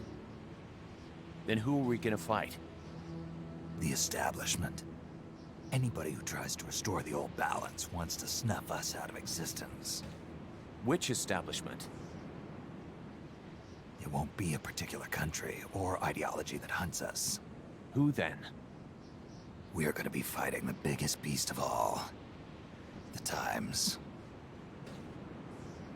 10 years ago, the Times rejected the boss and killed her. And now, we're the ones being tested. Will the Times erase us? Or work with us? It's gonna be a lonely battle. No good or evil. No winners or losers. Business will have to wait.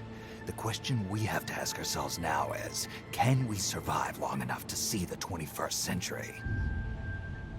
I'm with you, boss. We'll see how it turns out, together.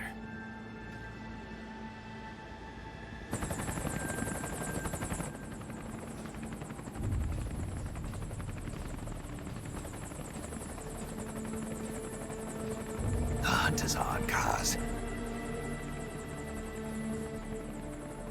And the whole world's on our tail. Assemble the men.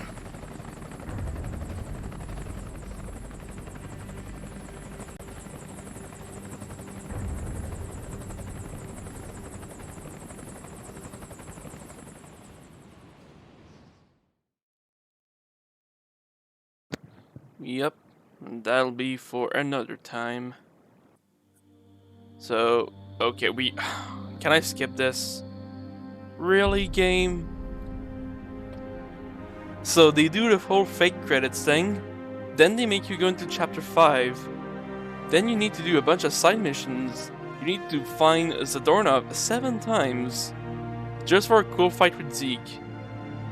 And I assume that's it, the rest is just fluff.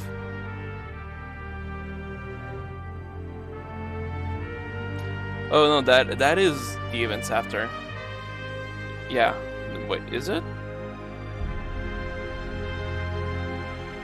Yeah, it is. It's the same thing. Big Boss triggers the Outer Heaven Uprising.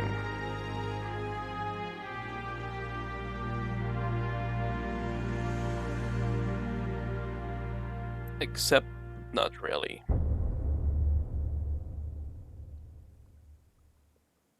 Shame. Liquid got to him.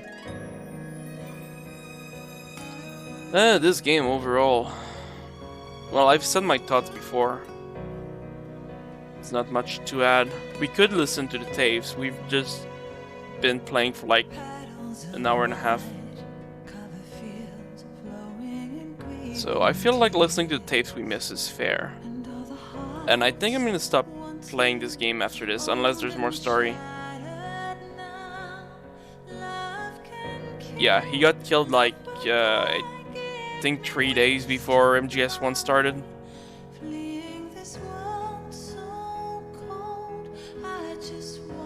At least Miller's in 3 games. He's in Metal Gear 2 and Portable Ops in this one, and wait, and Ground Zeroes in MGS5. He's in a lot of games.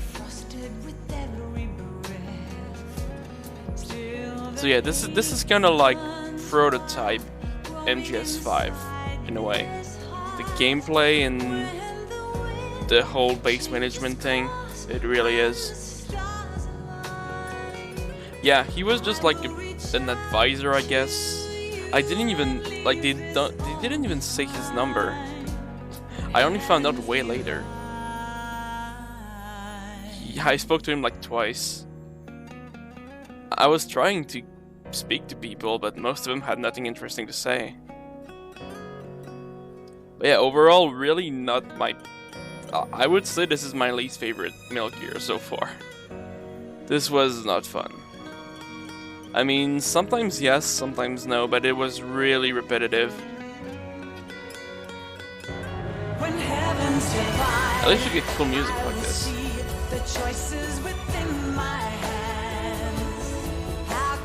But yeah. I really can't skip this, huh? Well then, I'll be back unless there's more dialogue, so I'm gonna take a bathroom break. Why not?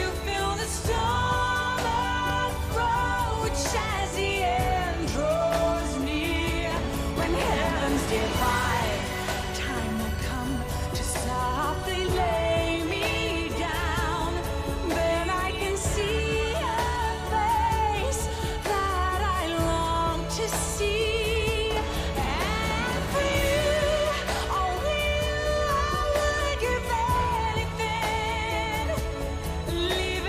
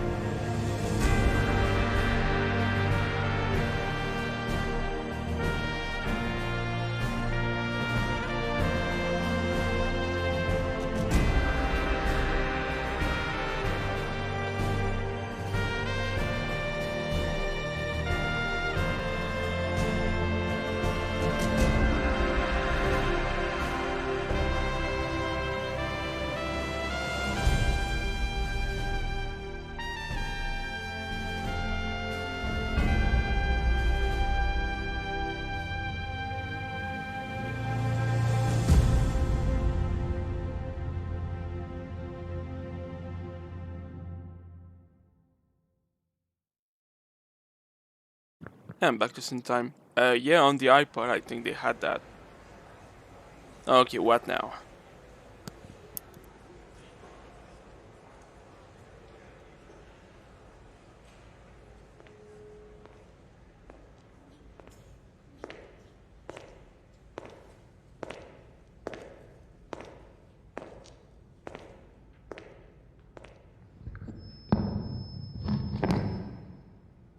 We will forsake our countries. We will leave our motherlands behind us and become one with this earth. We have no nation, no philosophy, no ideology. We go where we're needed, fighting not for country, not for government, but for ourselves. We need no reason to fight. We fight because we are needed. We will be the deterrent for those with no other recourse. We are soldiers without borders, our purpose defined by the era we live in. We will sometimes have to sell ourselves and services. If the times demand it, we'll be revolutionaries, criminals, terrorists. And yes, we may all be headed straight to hell. But what better place for us than this? It is our only home, our heaven, and our hell. This is utter heaven.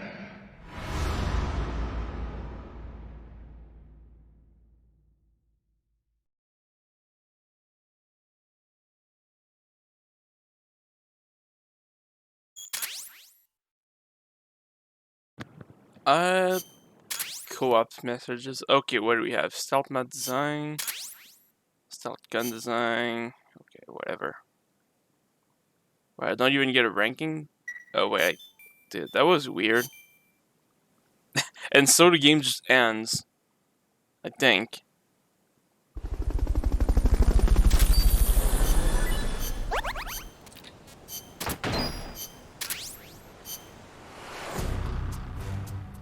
Oh, cool music.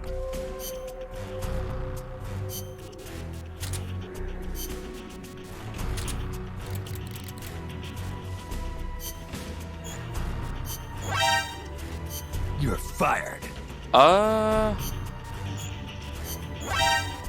You're fired. So I guess we're just gonna listen to some tapes. Unless you really want to see me. What even is this? Special gun that it's targeted up to killing it. Oh. Well, that's useless to me, but I'll make it anyway.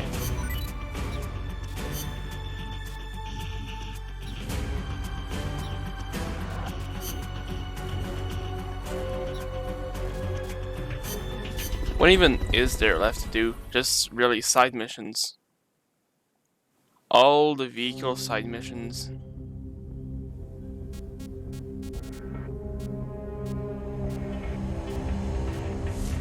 Mock battle. Yeah,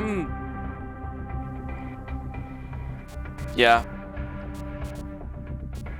Oh, that is so many.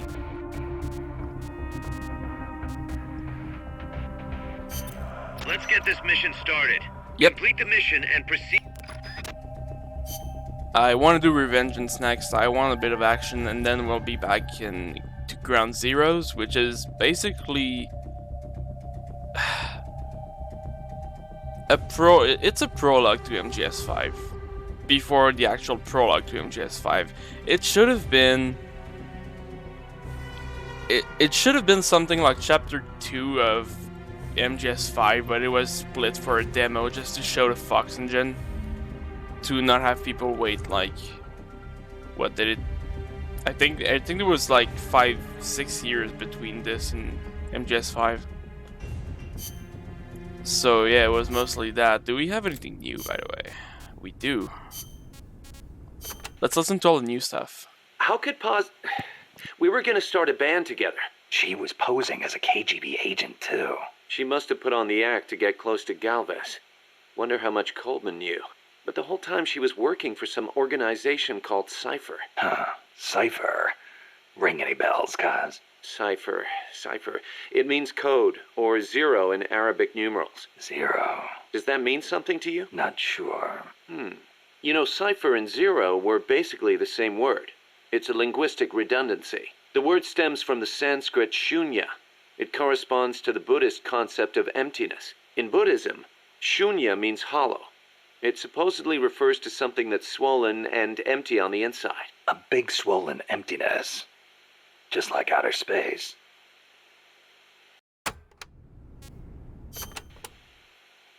Remember that habit Paz had, Snake? How she always had her index finger on her upper lip like this? Yeah. It bugged me ever since we first met her.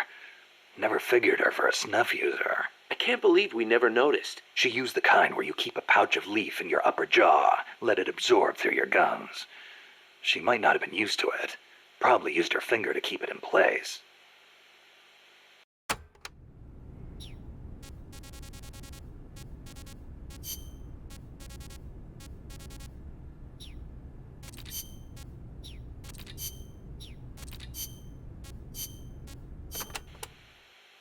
Chico, I heard you saw Paz trying to sabotage Zeke before she activated.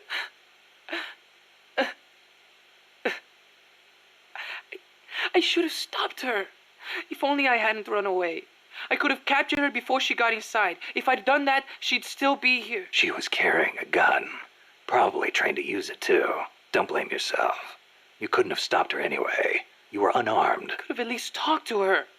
If I'd promised not to tell anyone, Paz wouldn't have gone and done what she did. It's just I was so shocked. I panicked. Ran away. Chico, when you saw Paz, she was trying to sabotage it, right? Huh? Well, yeah. And right after that, she took control of it, tried to make me surrender. Something doesn't add up. Why would she sabotage Zeke when she was about to use it against me? What? Her actions were inconsistent. Even for a spy.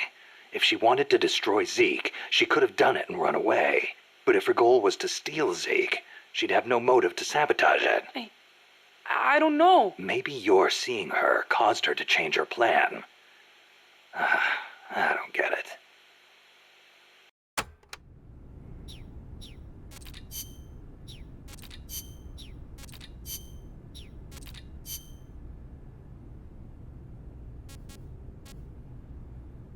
Well, let's continue this thing.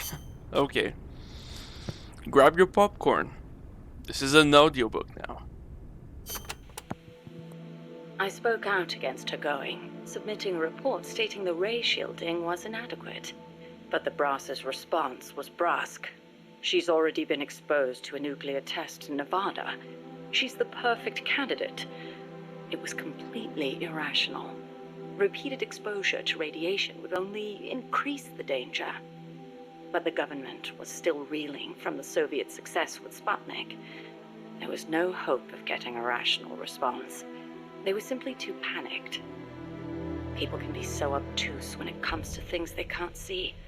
I, however, understood all too well.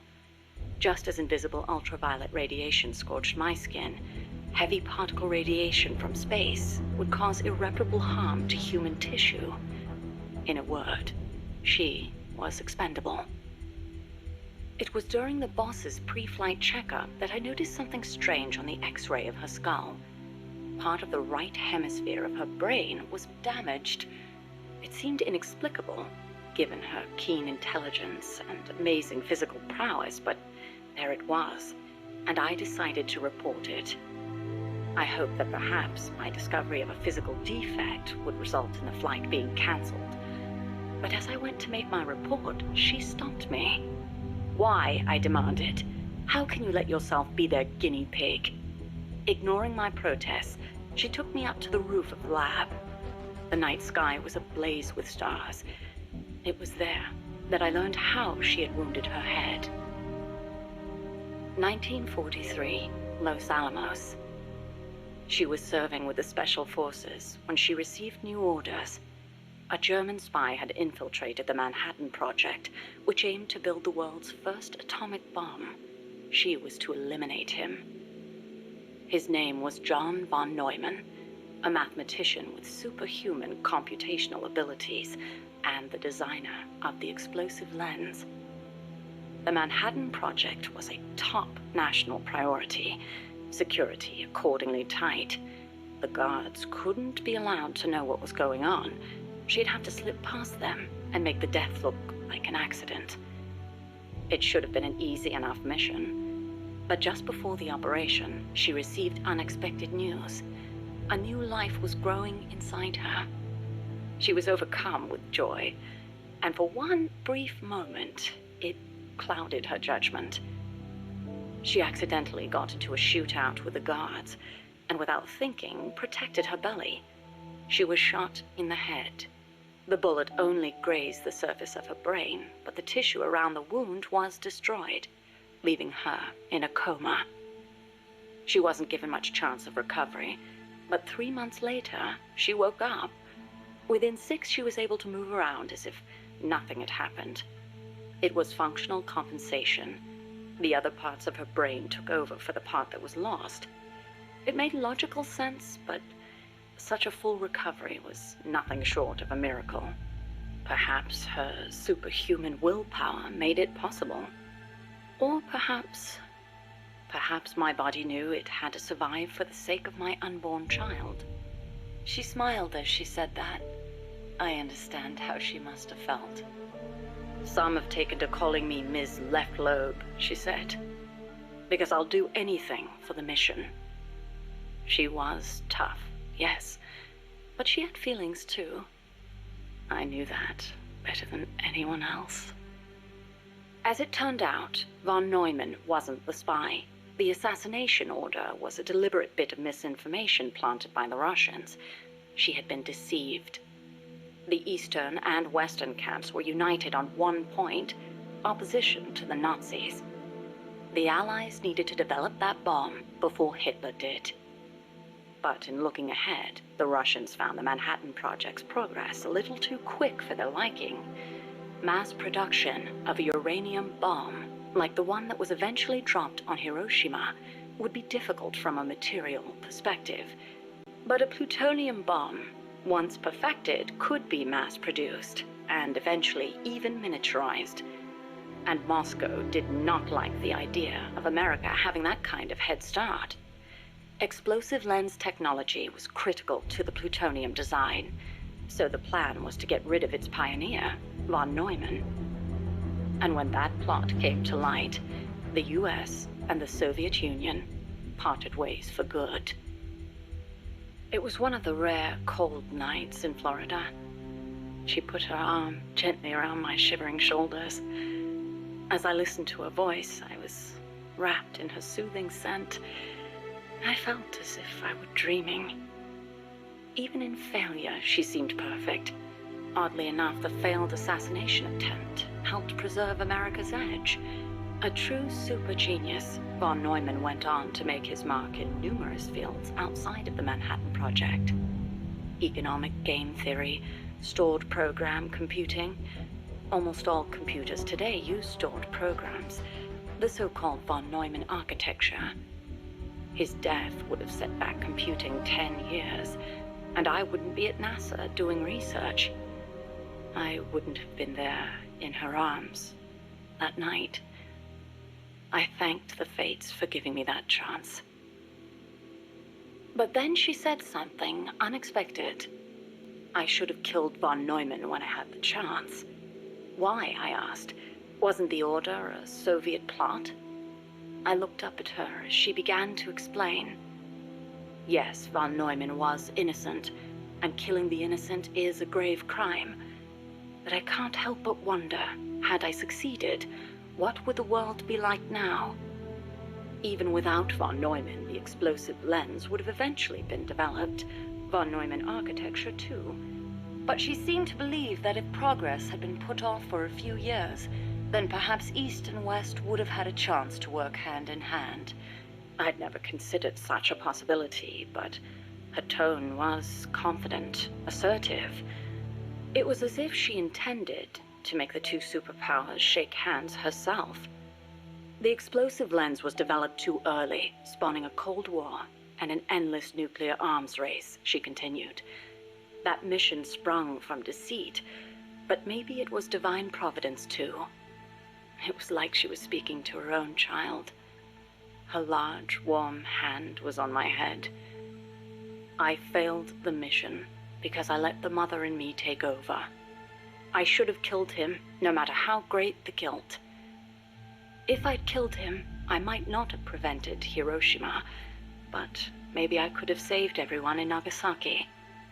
I looked up at her and saw her looking up too, up at the starry sky.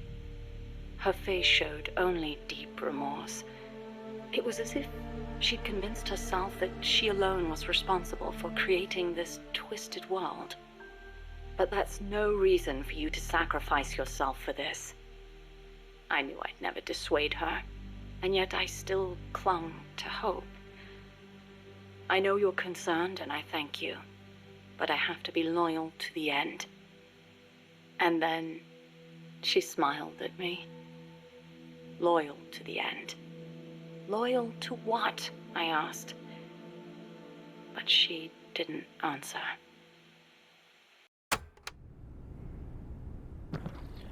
Yeah, it's kind of...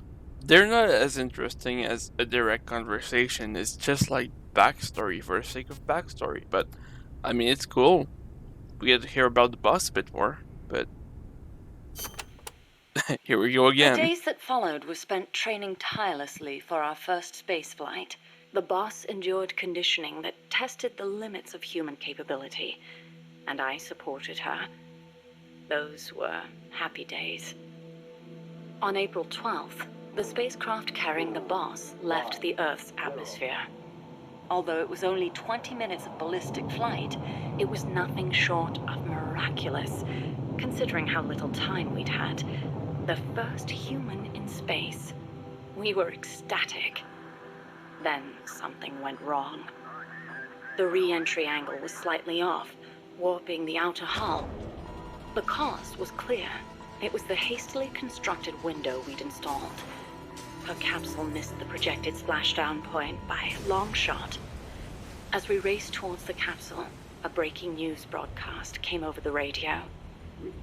It was the news report of the successful launch of the Vostok rocket, piloted by the cosmonaut Yuri Gagarin. They'd beaten us into space by the slimmest of margins. When we arrived, the capsule had already disappeared beneath the waves. The boss was floating on the surface. I can't really recall what happened next. They told me later that I gave a strange scream and plunged into the sea, not caring whether my skin would burn. She didn't wake up. Her entire body was bruised, burnt, scorched by cosmic rays. It was a miracle she was still alive. Every day, propaganda boasting of the shining accomplishment flowed out of the Soviet Union. The hardest part was having to read the report the next morning from Izvestia, the Soviet governmental paper. Written there after the report were those legendary words of Major Gagarin: "The Earth is blue." The person who should have said those words, though, was incapacitated, confined to a bed. NASA opted to pretend the flight had never happened. The Soviets had orbited a man around the Earth and returned him safely. We'd barely managed to escape the atmosphere and achieve ballistic flight. Even worse, the pilot was horribly mangled and the spacecraft lost altogether.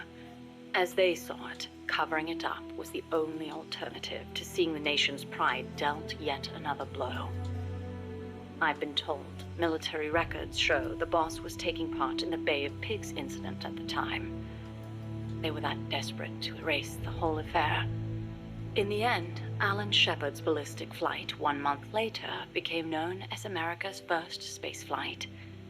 Shepard's flight owed its success to insights earned through the boss's sacrifice. But to me, none of that mattered.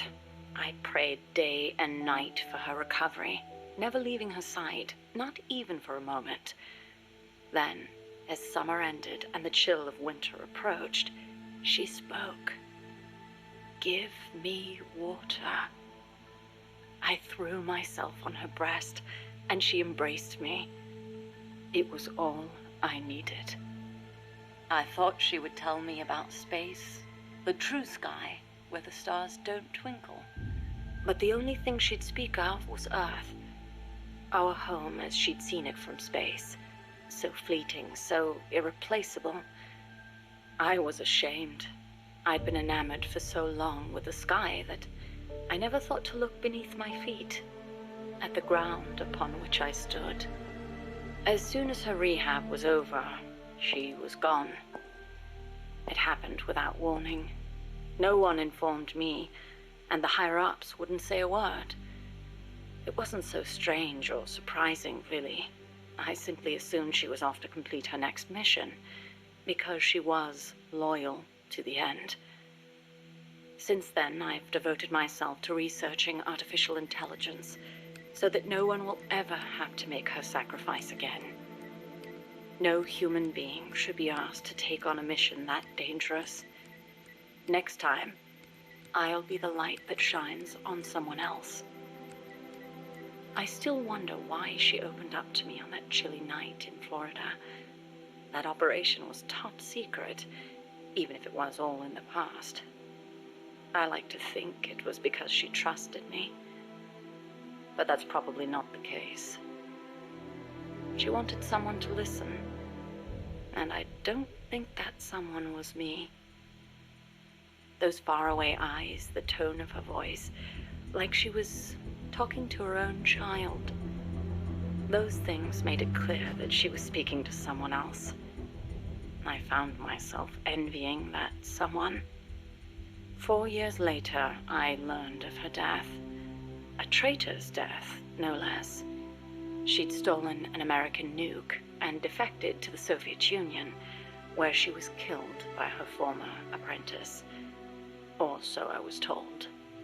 I refused to believe it. She'd never do such a thing. I could think of only two possibilities. Either she really was trying to bring East and West together, or she truly did want to be killed.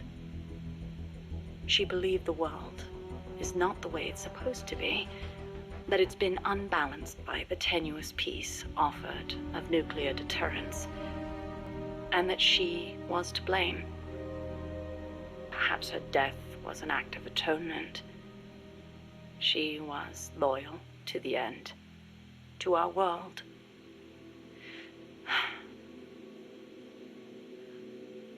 And I lost the light of my life.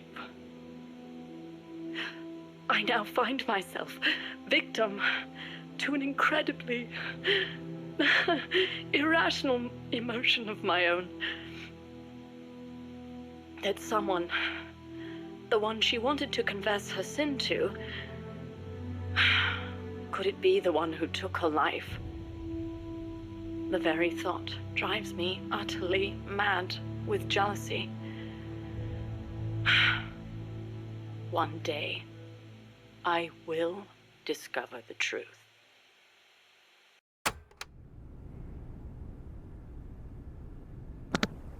Cool. What is this now? Persian Snake Eater. Oh, really? Get an achievement for that? Okay. Enter simulation date. August 24th. Location. Selinoyarsk, USSR. Mission. Support a covert agent whose objective is the rescue of a nuclear weapons scientist. Who is the agent? Your student. Your most beloved. Acknowledged. Define current mission progress.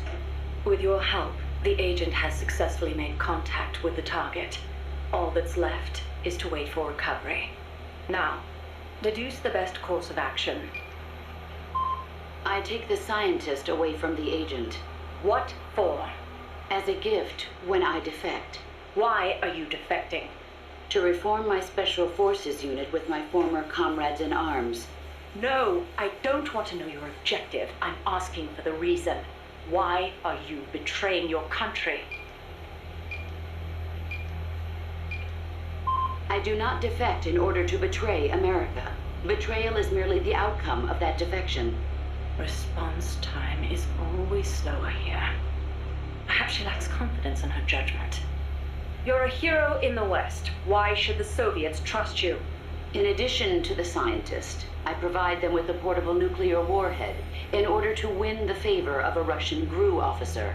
And then you launched it. Yeah, see you later. Launched the nuke? I just want these Me? recorded for the That's sake right. of having As something. a target inside Soviet territory. Nuclear weapons make my blood run cold. They blot out the future. How could I? Karma. Is it my karma? The karma my mistake has brought upon us? My... Attention. Discontinue forward reasoning. Cross-check with knowledge base. Affirmative. Cross-check complete. Revising conclusion as follows. I steal the new weapons developed by the scientist and then launch the nuke at the Weapons Design Bureau. Forward and backward reasoning are in conflict. Attention. Return to forward reasoning. Affirmative. Your apprentice returns for the scientist. I send him away. He doesn't give up. I send my comrades to defeat him. All of them fail. Even the GRU officer who oversaw your defection is defeated by your apprentice, along with a new weapon. Now, what is your course of action? I fight him. Why? With your GRU patron dead, there's no reason for you to fight. Why not just run away? I must fight him. I do not see the reason. With a soldier of your caliber on his side, how could the GRU officer be defeated to begin with? Did you betray him too? I've been waiting for a long time. You could switch allegiance from GRU to KGB and take the remaining nuke as a gift. There's no chance they wouldn't welcome a hero of your stature. Drift away. My place is with them now. I didn't ask you that. Give me the basis for your reasoning. Tell me the truth. Politics determine who you face on the battlefield. Why won't you answer me? It's like you were just waiting for him to kill you. I was disloyal. Betrayed my country. I deserve to die. How can you say that? You can't be a traitor. You're not that kind of person. Kill me. Kill me now. Stop it! Stop it! Attention! Discontinue reasoning. One must die, and one must live. Stop it, damn you! Discontinue! Life's end. Isn't it beautiful? Shut down! Always in the same place. Her reasoning goes haywire. Someone holds the key. Perhaps it's him. I'll get it out of him. One way or another.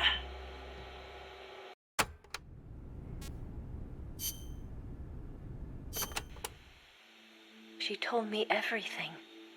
Why did she open her heart to me like that? At the time, I couldn't understand it. But now, I think I do. Snake, she wanted you to know the truth. She chose me to tell you. That's why she saved my life. I've lied to you so many times, but not this time.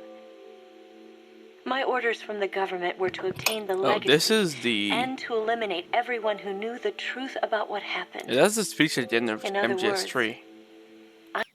We don't need to listen to this one. What is this, though? Hello, Snake. It's been a while, hasn't it? I hear you've been causing quite the ruckus in Nicaragua. Nothing much to report from my end. The legacy's being put to good use. Or so they tell me. But enough with the small talk. There's something I need to tell you.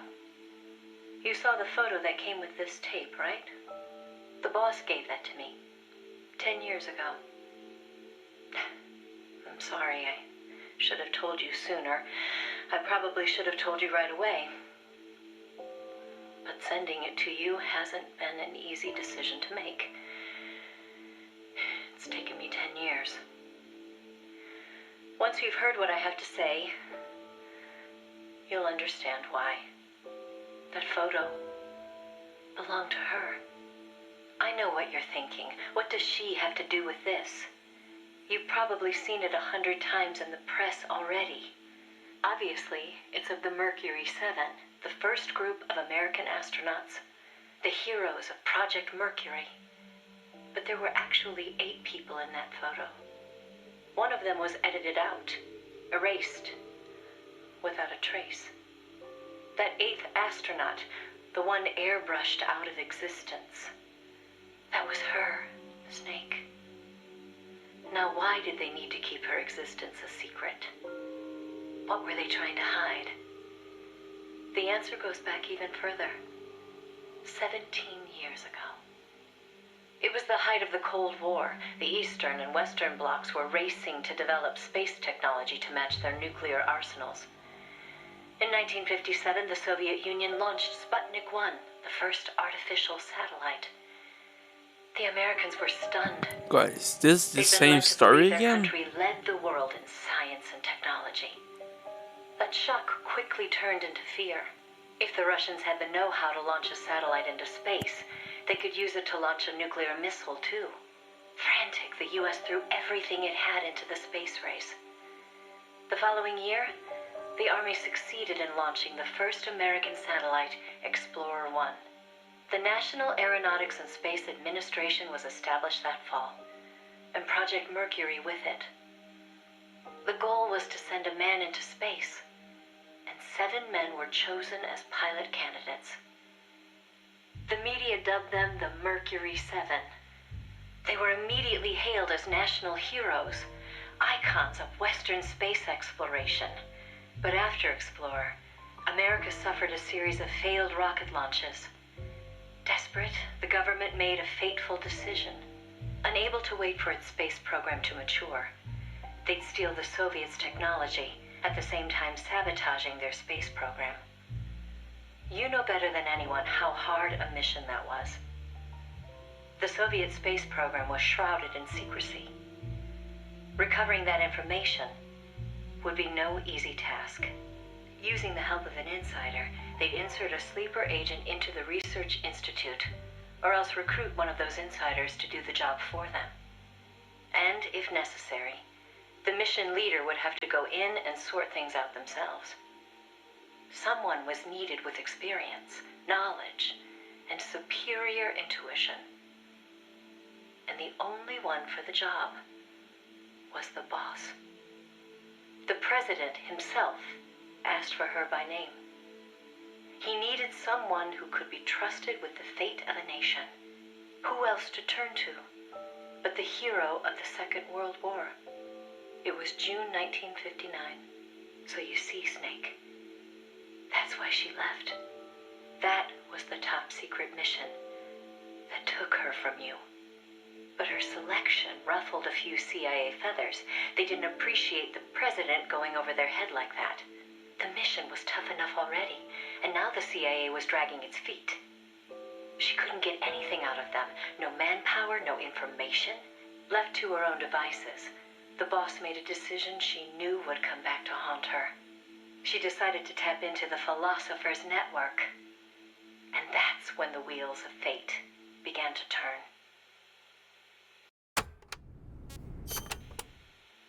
The Philosophers were a secret society of power brokers formed in a pact between the US, Russia, and China in the early 20th century. Of course, by that time, the American and Soviet branches had already parted ways. But there were those among the remaining Russian philosophers not entirely happy with the one-party communist state. The boss reached out to them.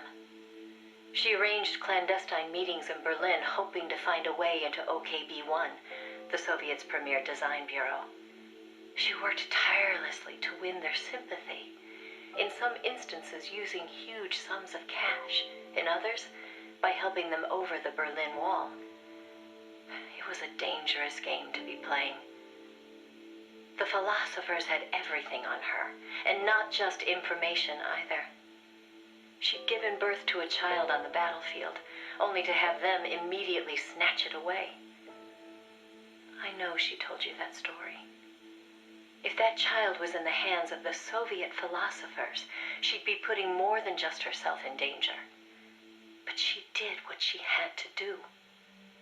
At the time, the Soviet Union was believed to have an arsenal of missiles far greater than that of the United States. If that proved to be the case, Moscow would be free from the yoke of nuclear deterrence, raising the possibility that the Soviets might actually launch nukes if they felt it necessary. As you know, the so-called missile gap turned out to be a Soviet bluff. Moscow had gone to incredible lengths to perpetuate the lie. In fact, the whole space race was really just a part of an elaborate ruse. Only we didn't know that at the time. She used to joke that even she swallowed the whole missile gap story, hook, line, and sinker. She put her life on the line, for the sake of her country, to prevent nuclear war. And it was because of her sacrificial efforts that America succeeded in placing a sleeper agent inside OKB-1. NASA began to receive huge volumes of technical data from the Soviet program. By the end of 1959, they'd succeeded in sending a chimpanzee named Sam on a ballistic rocket flight. The rocket never left the atmosphere. But all the same, it was a huge success for NASA, restoring confidence in its technology. Then, just when the operation was starting to produce results, the CIA came calling. "You're a war hero," they said. "No need for you to dirty your hands with this sort of black ops. We'll take it from here." In effect, they wanted to reap the rewards for themselves. But the boss didn't object. "My part is over," she said. "I don't care what you do with the data now." It seemed as if NASA was making great strides toward manned spaceflight while the Russians lagged behind. They even got a report from their mole at OKB-1. "The safe return of Sam has sent our scientists into a panic," he said. Soon afterward, the Soviet Union sent an animal of its own into space on Sputnik 2, the dog Kudryavka, better known to the world as Laika. But Laika was fated never to return to Earth. The U.S. can recover its spacecraft from the ocean upon re-entry. But the Soviet Union only borders the frozen Arctic. They had to bring their spacecraft down on land. How could they soften the impact enough to bring a living creature back safely? The agent reported that the Soviets hadn't yet found a solution to that problem. The plot to sabotage the Soviet space program seemed to be working, too. First, they tampered with Sputnik 4's re-entry. Then, 2 months later, one of their rockets exploded on the launch pad. They did manage to send 2 dogs into orbit aboard Sputnik 5 and return them safely to Earth. But the agent dismissed it as a fluke. Dogs, sure, but humans? They didn't have the technology. Everybody believed it. Everybody was complacent. Everybody. Except the boss. There was something about the Sputnik 5 schematics they were getting that didn't seem right. Some kind of ejection device on the capsule that didn't quite belong. She couldn't figure out the reason why it was there.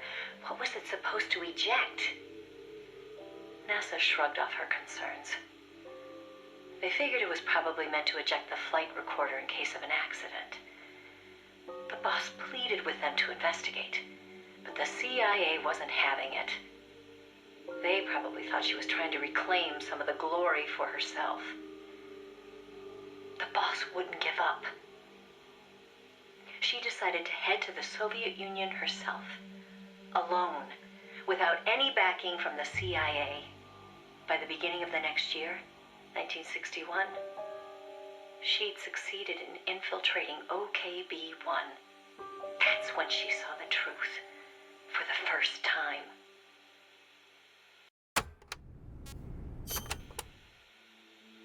The sleeper that she'd worked so hard to place was a double agent. He'd been turned by the Soviets and was feeding the Americans lies. But what shocked the boss even more was why. The CIA's access agent had been taking a large cut of the sleeper's pay. The sleeper felt what little he was left with wasn't worth the risk. When he got a better offer from Moscow, he took it. At some point, the Americans' intelligence operation had become an open book to the Soviets. And contrary to what the sleeper had been reporting, the Soviets' manned spaceflight technology was quite advanced.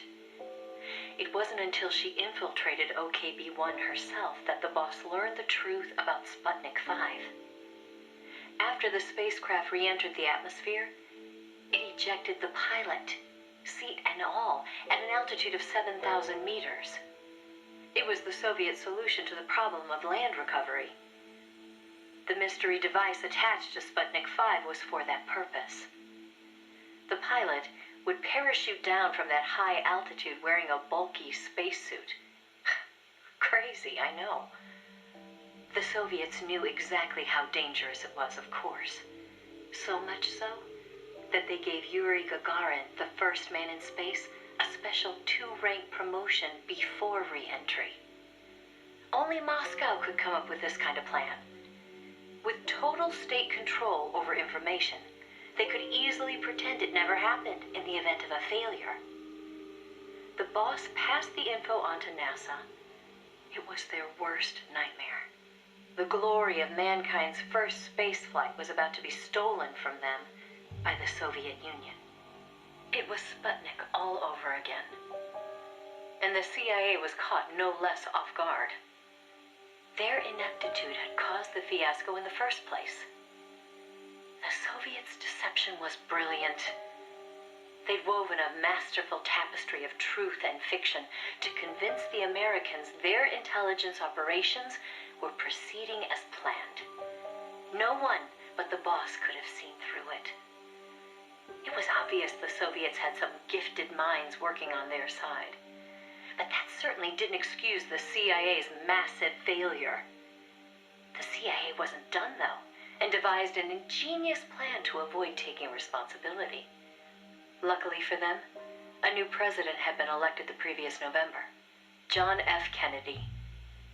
As he didn't know the case history when taking office, the CIA was able to feed lies to his new administration. They masked their own failures, placing the blame squarely on the boss's shoulders. After all, she'd selected an unreliable sleeper.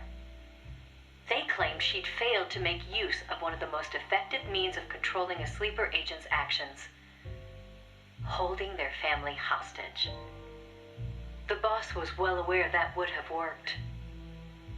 She told me so later, but she couldn't bring herself to do it. It seems clear it had to do with having her own child taken. She could never inflict the same pain on anyone else. The CIA used that against her. In his election campaign, Kennedy had vowed to close the missile gap with Moscow. If America lost the space race, that promise would be worthless. The fact that the president had no links to the philosophers only made things worse. He was completely unaware of the secret networks she'd used to complete her mission. In his eyes, she was no better than a traitor. The fate that awaited her was cruel beyond belief.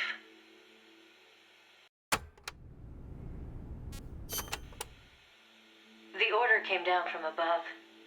The boss would take the official blame for the sleeper's betrayal. More so, she'd serve as the guinea pig for NASA's manned spaceflight program. By then, NASA had gotten as far as sending a chimp named Ham into space. Now came a whole battery of ground tests to pave the way for a human to take its place. High-G tests, zero-G tests, spacesuit tests, simulations in pressurized oxygen environments. Some of the tests were highly dangerous, too dangerous for the Mercury 7, who were by then already media darlings. So the boss was made to stand in for them. She could have refused the order, argued her side of the story against the CIA, but she didn't. The way she saw it, her military experience made her a potentially valuable asset to those tests. She felt it was her duty to accept. She soon proved herself right. The boss was more than just a guinea pig. She drew on her experience to give the staff focused advice exactly where it was needed. NASA's space program took off again. At the rate they were going, putting a man in space seemed within reach. The higher-ups at NASA were impressed with her talents. They took to calling her the 8th astronaut, the Mercury Lady. The photo I sent you was taken around that time. I suppose maybe they were planning to use it as propaganda, the world's first female astronaut. But then, just as things were looking up, they hit a new snag. The government told them to add a window. There were no windows in NASA's spacecraft back then. Ham never saw the stars around him. But Washington insisted.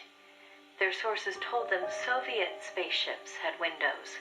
Space exploration as a form of propaganda in itself. After all, what was the point of sending a man into space if he couldn't tell the world what he'd seen? Most of all, though, they simply couldn't have the Russians doing something they couldn't. It was sheer madness, and everybody knew it. NASA was already facing impossible deadlines. Now they were adding yet another element of uncertainty to the mix. Installing a window would both weaken the spacecraft and make it harder to shield the occupant from cosmic rays. They weren't about to put their Mercury 7 golden boys in that kind of danger. So the boss was chosen as the pilot instead. Even if she made it up into space, she was given less than a 20% chance of returning to Earth alive. But she took it in stride, even helping them make the necessary design changes to the Mercury capsule. It was like going to work every day at NASA to make her own coffin. Then, without warning, the US received intelligence that the Soviets had moved their Vostok spacecraft to the launch site. The launch was set for the following day, April 12th, 1961.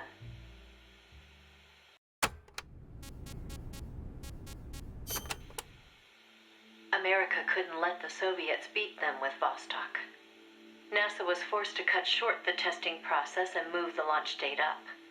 They pulled out all the stops to get it scheduled for the earliest hours of the next day. The spacecraft would be launched from Cape Canaveral in the dead of night. For the flight path, they chose a course that would take her as far east as possible. She'd be able to see the Earth in daylight from the window, at least for a little while. The boss climbed into the Mercury capsule, having completed less than 80% of the regular flight procedures. Both the timing and the flight path were risky, and testing was far from complete. But NASA had no other choice. The boss, for her part, never expected to come home alive. She was going on a one-way trip, the American version of Laika the dog. And yet she went all the same. Someone has to be first, she said. If fate has chosen me, then I accept, for my country, for the balance of the world. That's how she saw things. My chances may be slim, but I'll take them. I've accepted my fate. If anyone can get through this, I can. Then, on April 12th at 1:30 in the morning, the boss entered space. It was nothing short of a miracle. First, that she'd made it in an incomplete spacecraft. And second, that her flight coincided almost exactly with Gagarin's. As the sun rose over the horizon, and cosmic rays began to bombard her through the window, she saw the Earth. I think you've heard the story before. It was a world without borders, a perfect jewel. All nations, all ideologies. They seemed so far away. It almost made her laugh, knowing that they'd risked so much to beat the Soviets by a few short minutes. If she'd seen Vostok from her window, she probably would have waved. But the two spacecraft were destined for very different fates. Gagarin circled the Earth and returned to the Soviet Union, safe and sound. The Mercury capsule, on the other hand, deviated from its planned re-entry angle. The addition of a window had thrown the capsule's aerodynamics off balance. The boss's coffin veered wildly off course and began to plunge earthward.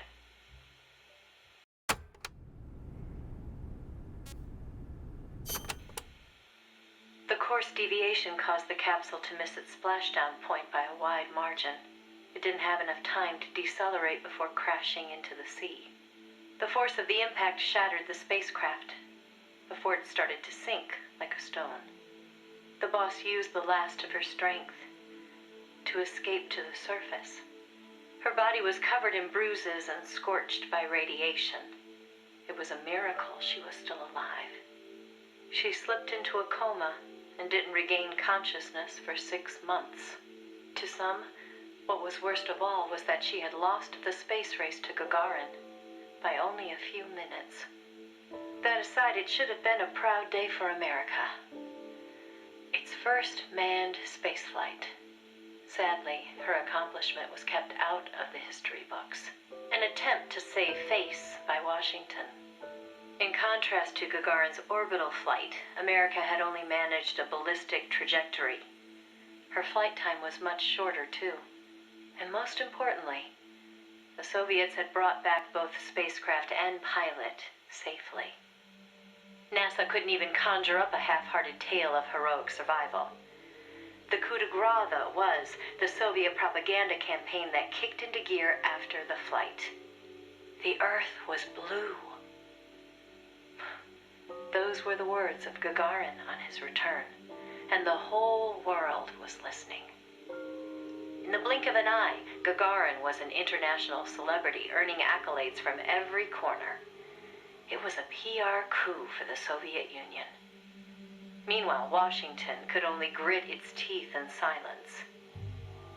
They decided there was no value in making the boss's flight public, that it would only make matters worse. So they buried it instead, labeling it a dark mission.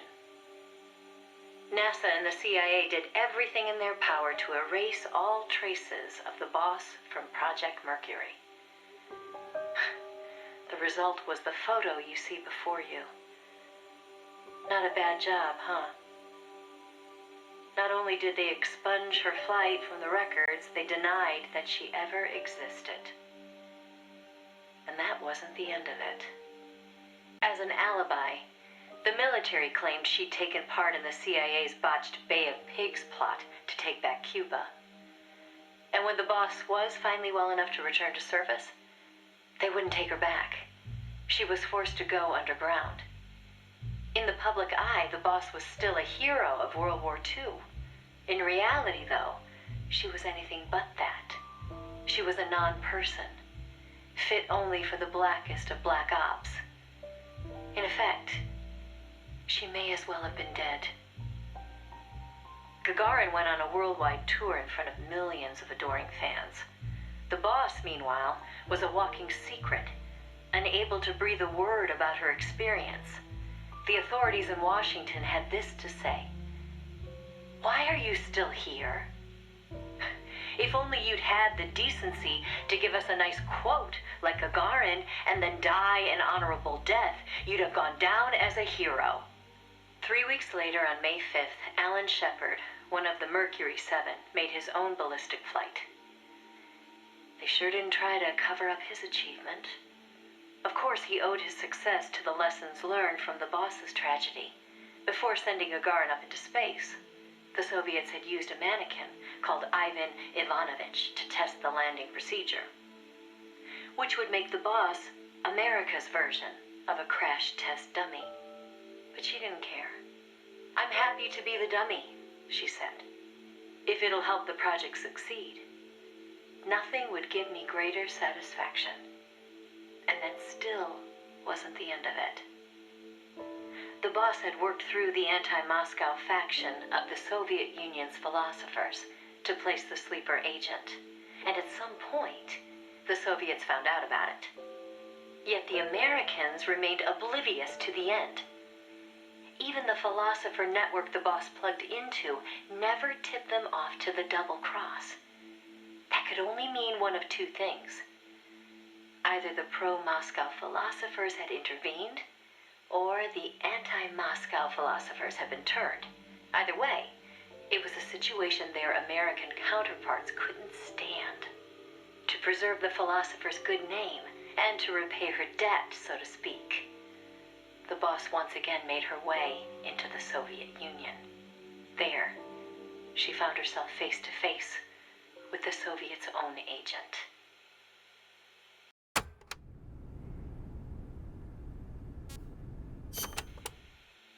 And who should she find awaiting her return to Russia? The one who'd turned her sleeper against her, who'd fed them lies all this time. It was her former comrade in arms, the father of her child, the man known as the Sorrow. He didn't know it was the boss who'd sent the sleeper. Or to be more precise, the Soviet philosophers never told him. Former lovers, forced to fight to the death. One would live and one would die, she told me. That was the revenge the Soviet philosophers had in store for me. If both of them survived, their child would suffer in their place. They were left with no other option. The boss shot him. He offered no resistance. When she returned from the Soviet Union, there was no place left for her to go. She'd sacrificed everything. Everything. For her country. And in return, they treated her like a dead woman. She was made a scapegoat for no good reason. Only because power had changed hands in Washington. Any lesser being would have long since cracked. It was then that one of her old SAS comrades reached out to her. Major Zero. And so Fox was born. She undertook a mission that, well, you should know better than anybody. You were a part of it. 20 days after Shepard's flight, President Kennedy announced that America would put a man on the moon. Without the intelligence the boss obtained, America's space program would never have caught up. Armstrong and Aldrin might never have walked on the moon. But the Americans' gain had cost the boss her health, her honor, and the man she loved. The word tragedy doesn't even begin to describe what she endured. The Soviets continued their manned space flights, and in 1963, Valentina Tereshkova became the so-called first woman in space. It said they took their cue from NASA's long-buried Mercury Lady project. And so that, Snake, is the mission that kept her away from you for so long. Now, I know what you're thinking. Why not use me as her agent? She knew I'd never even think of betraying her. I think it's because she didn't want to drag you into it. She probably knew what was going to happen. To complete the mission, she'd have to turn to the philosophers, and once she did that, whatever came of it, there'd be a price to pay. No one understood that better than her. So please, Snake, let it go. When she gave me the photo, she left me to decide whether or not to pass it along to you. I know she was torn about it, just as I was. She knew you'd probably blame yourself. Why did she hold on to it for so long? That, I can't say. To remind her of how much it hurt to be erased. She wasn't that kind of person. No. I think she meant it to be a message to you. She had her identity, her life, taken away. But she wanted you, of all people, to know the truth. Snake, you've probably already figured this out, but it's no accident that I'm only now sending you something I've withheld for so long. A little bird tells me you recently made a big decision. You and the boss are different people. I understand that. And I'm not trying to second guess you. I simply wanted you to know what she saw, how she felt. That's all. Keep it with you, Snake. Keep it deep inside. Don't ever forget the path she took. Because you and I are the only people on this earth who know the truth. Boss, I'm sorry, but I can't.